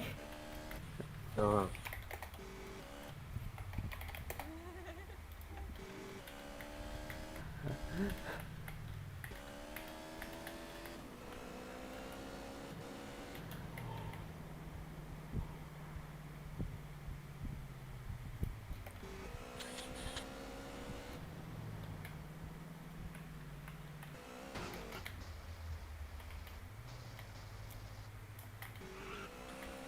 Mày nghe tiếng mưa không? Tiếng mưa nhỏ lắm mà. Sao rồi? Tự nhiên bị cười.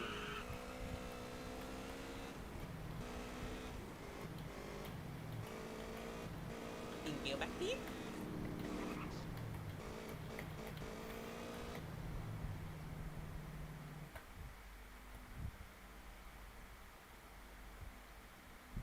Chờ tôi chút nha mọi người.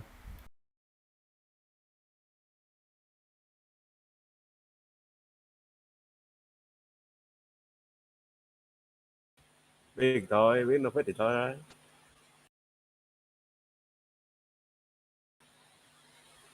Mình mới biết mà. Trò Mình này anh Zidane với anh Kim chỉ. Alo. Có gì kia chịu. Đúng rồi. bạn nói vậy mà.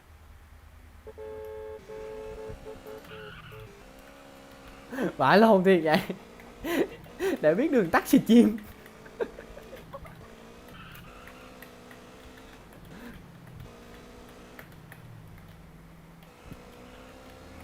Im học Mario.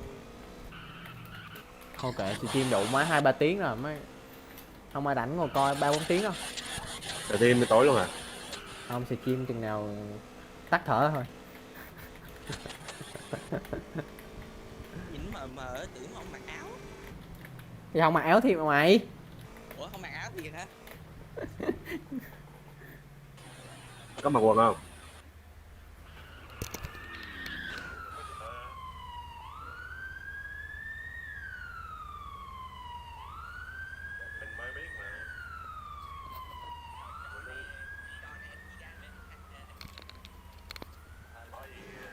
Thôi bắt ơi, bắt.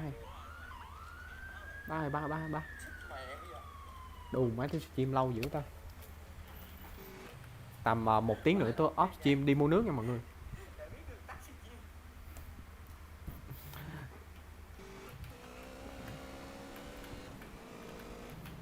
Ủa ông Caleb mới đây đâu rồi?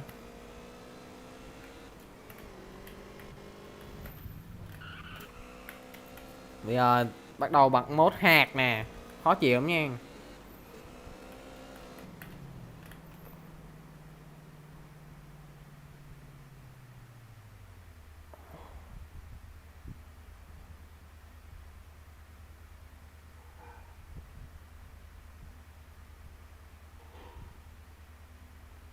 À đâu phải buông tiền đâu mà. Ủa bắt giam 10 thằng tội phạm được gì Phong? Được gì Khang? Chẳng biết. Trước là cái nhiệm vụ nó là được khoáng sản á, nhưng mà bây giờ là bỏ. Mà chắc hôm nay tôi bắt không được 10 thằng đâu nên tôi không có cần bung để kiếm tiền đâu. Mà cũng không.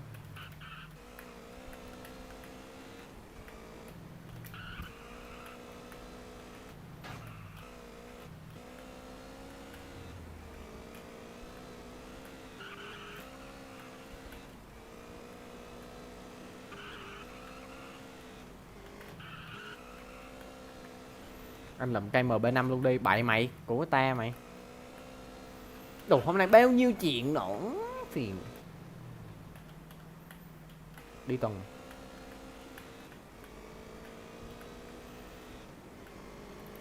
Tôi bật tu ti cho ta.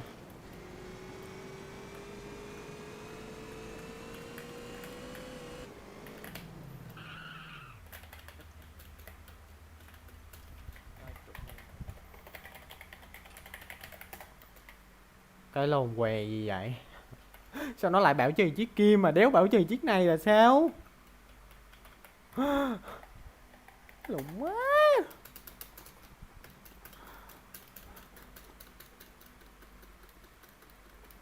Lộn quá. Cái... Đây hắc quỳ của ai ta? Cờ reo xỉu quá. Hắc quỳ đó nó muôn đời cái gây nó vẫn ở đó luôn, nó không ấy được. Trần Thành Long.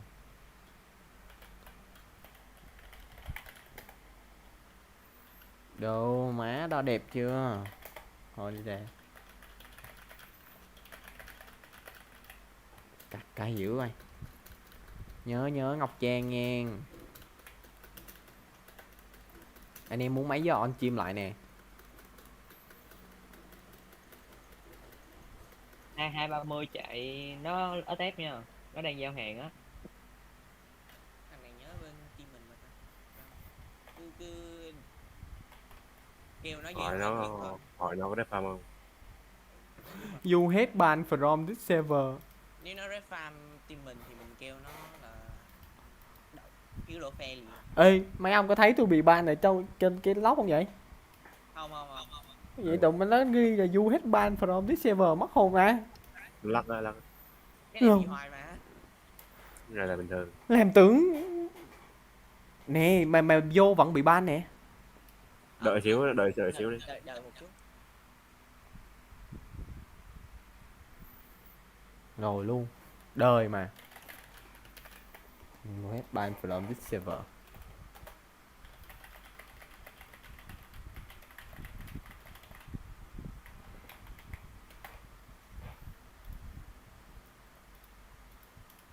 Tính ra mấy ông hitman đi tù hoài.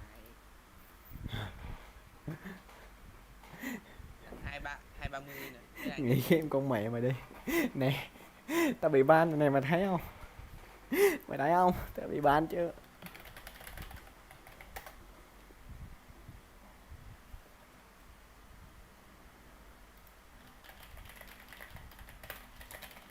con 230 đang đi về trước nè. Nó đã đang chết ra mà. Mình chặn đường rồi chứ. Ok ok, anh chặn. Ơi, Đợi giúp.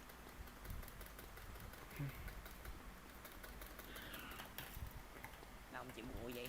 ê quay lại đón đi. Ok ok. Do này thấy chiếc bullet bị hư bảo chi, xong cái bảo chi mẹ chiếc xe mình đang đi luôn. Cái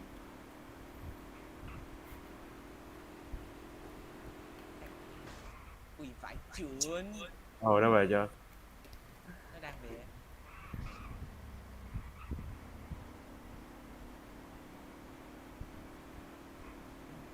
Coi còn nhiều người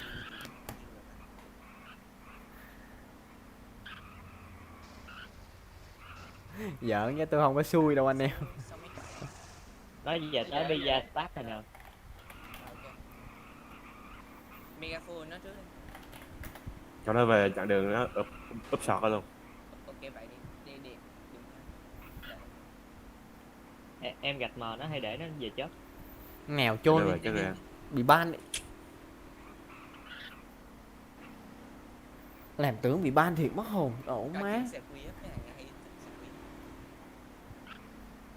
Dọc khi nó lộ ra mình đâu có lộ đâu. Mình mục đích mình là ngăn chặn giao chất mà. Xong mình đuổi về thôi. Về tới chưa ta? Ở đâu Về rồi? tới Gandon nè. Ủa sao chậm vậy? Mấy nó đi. Nó đi đường bên Binco xong nó lùi về, nó đi đường bên Kim Canton nó mới chịu. Dạ. Đúng như bài.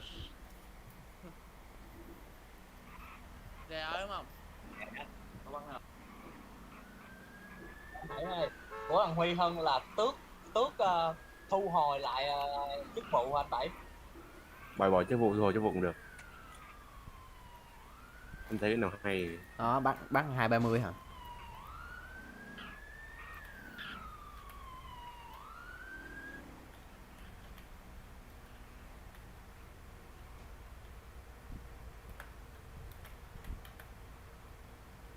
Ở thằng nhỏ nó phê FF vì làm cầm cứng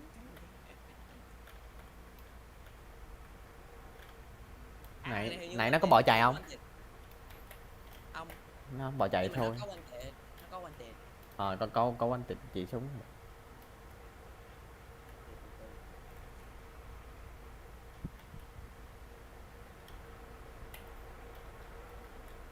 Còn thằng lồn này mày điên hả mày?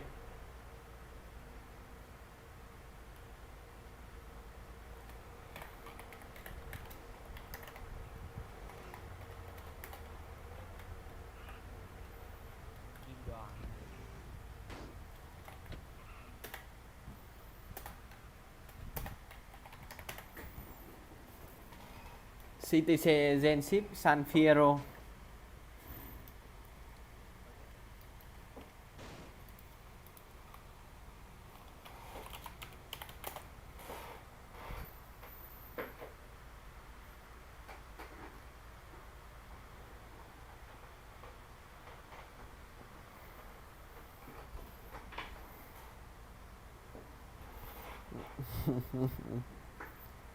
Em đang có 150 triệu in game.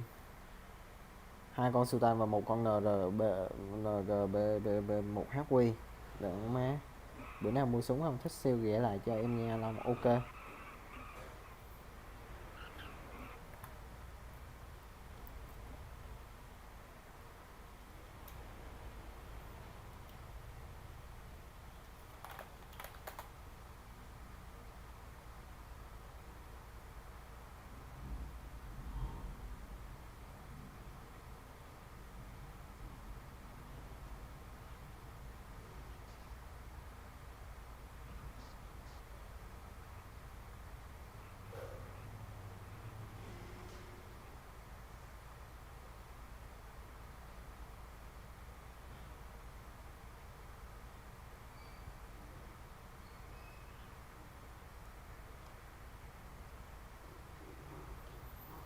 Red Farm lên xem nào.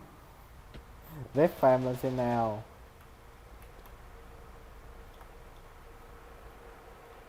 Ở kia nổ súng kìa. Kìa, kìa. Nó bắn chuông thì Chắc nó bấm lộn á. Rồi lôi về bỏ nó về Flint đi. bỏ ra ngoài phía ngoài. Đuổi về trục xuất.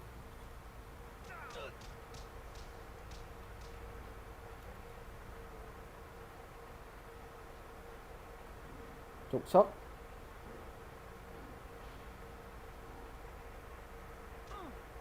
Silver không bắt MG nữa.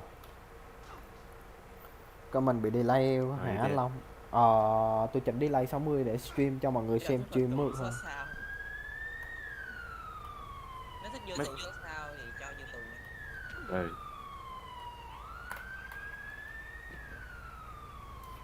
Ấy, Long ơi sao kiếm này? Ủa? Bấm lộn nút F.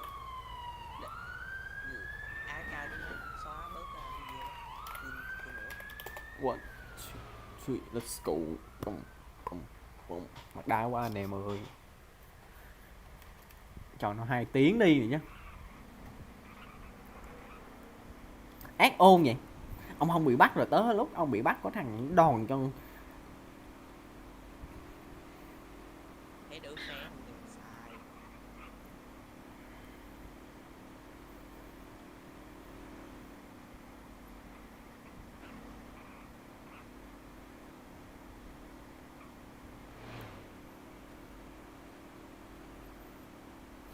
Ok, hát quy gan là biệt thự bên đến chơi luôn. Ghê. Để thí ra coi cái đơn sao.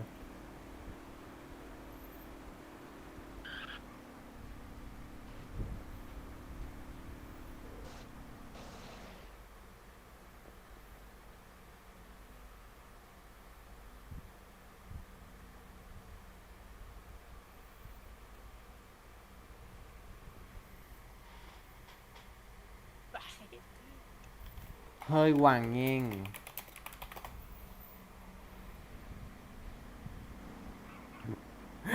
Anh chàng này thích lúc thích vô tù đủ má.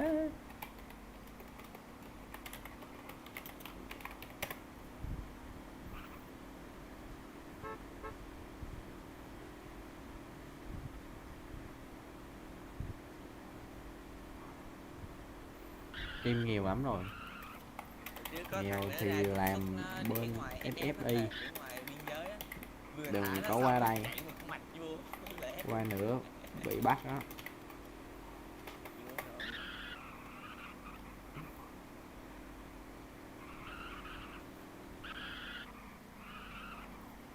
Còn nó không cho Sony Farm ấy.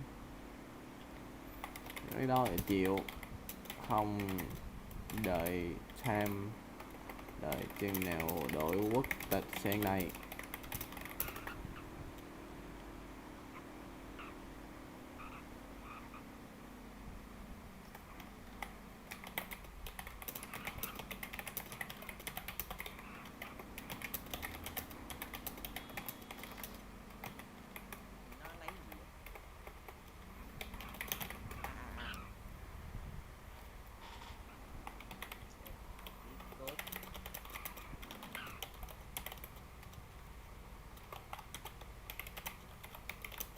Phải đúng ta. Không biết nè. Đúng rồi, đúng rồi.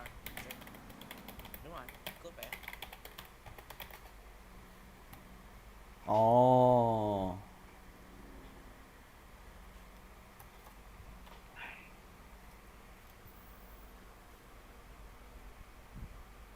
Bắn đã lắm, chuẩn rồi, siêu ghẻ cho em trước. M4 Bluetooth ở đâu? Mấy ngàn. Mình nó mát, quá ác nhỏ. Quá ác hả? Để coi. Giờ bọn nó đi à? Nó lẻ rồi, nó lẻ rồi.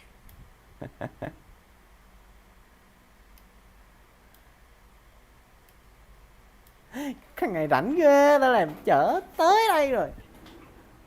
Mà đứng đó mà đổi mẹ.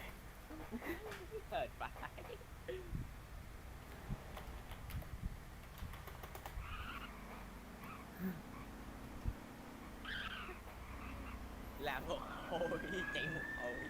Tức là độ má bàn quốc tịch SF mà không được quay LS nha. SF là bên bên cái biên giới đó đó.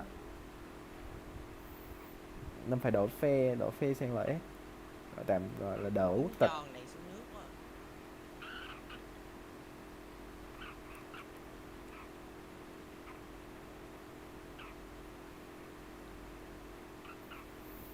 Officer của Quang Hao đã hoàn thành nhiệm vụ của họ. Ghê vậy. Xong rồi nha anh Bảy ơi, của Lê Quyết Chiến hay không em làm hết luôn rồi đó.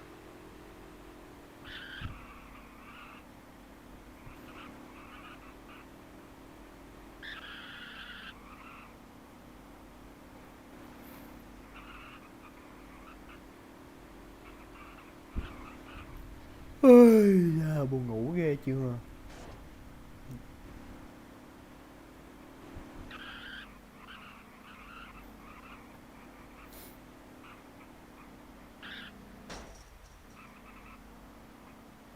Sale tôi 5M được không? Tôi newbie á.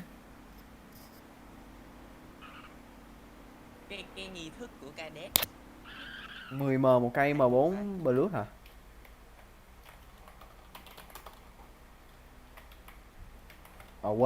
Quên chứ. Tưởng đâu chở mình tới xong mình xuống. Đi tuần đi. Kiếm kèo bé đi em. Kiếm kèo bé đi. Ok, kiếm kèo bé thì.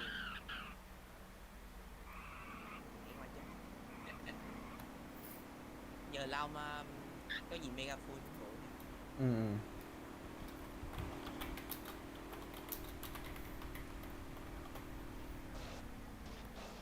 Số 2 đang quanh trước. Ở số 3. Để đi 163.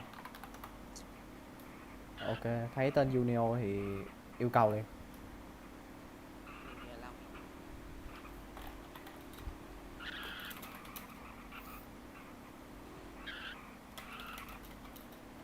Tôi nghèo quá ăn vật liệu đó. Chắc không. 60 hình tiền một.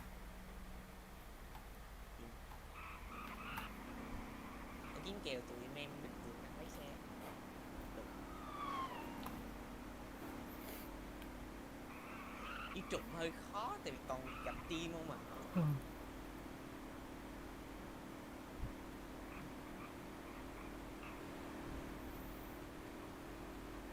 Ồ má ngủ một giấc là mới có kèo bé nha anh em. Ngủ một giấc là có kèo bé.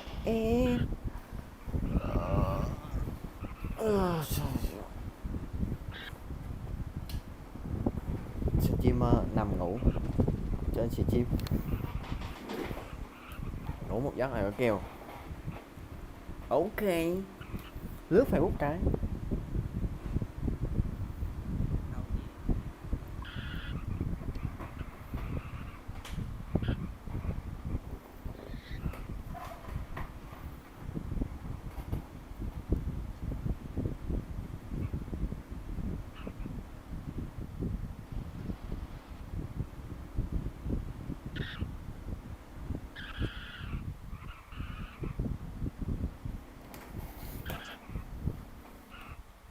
Chết đi mẹ. Thằng nào cũng team mà.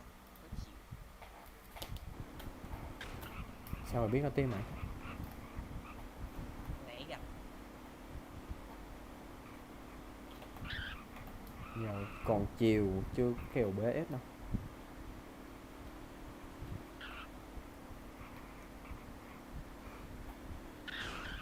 Ấy hình như thấy báo cáo gì Audi đồ IDU chạy ra coi. Xong sắp chết rồi, ăn chít của shop đi. Anh kích shop bấm vô lúc nào chỉ đi. Đây, bấm H cửa hàng Rồi. rồi kéo qua bên phải cùng chịu ứng CML. Rồi thấy cái hai cái bên cái máy kit xe á. Hiệu ứng CML hả? Đúng rồi. À, giờ mua make kit C hay A? C A nó phí. A nó không khác gì đâu. Một cái À là Cái C là bắn lại nó em bị trúng sát thương là nó mất, còn A là trúng sát thương vẫn còn. Sao?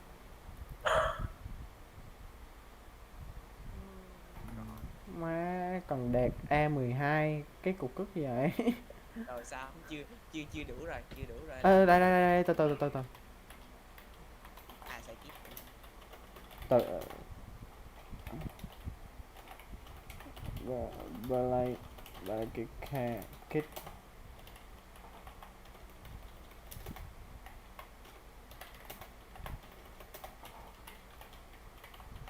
và lại kích thôi đây không có Có nè. Ông bạn cũ làm găng ở server á, ông vừa chụp cái hình tôi Chơi cái stream của ông. chơi đi nha bảy, tao đang muốn đậu gái vậy ơi. Ờ. Giết nó. Để du kích. ủa là ông đưa tôi luôn á hả? Đúng rồi, đưa mà. Cái đó là đưa trong xe á. Phải tao Trân bỏ vô. Long ơi, nãy ông bạn tôi ông chụp hình stream ông gửi cho tôi. Kiểu găng cũ mấy ổng ọp gì rồi kiểu chụp hình vậy.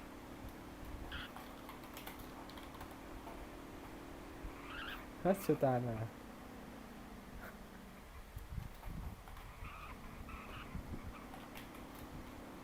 Không.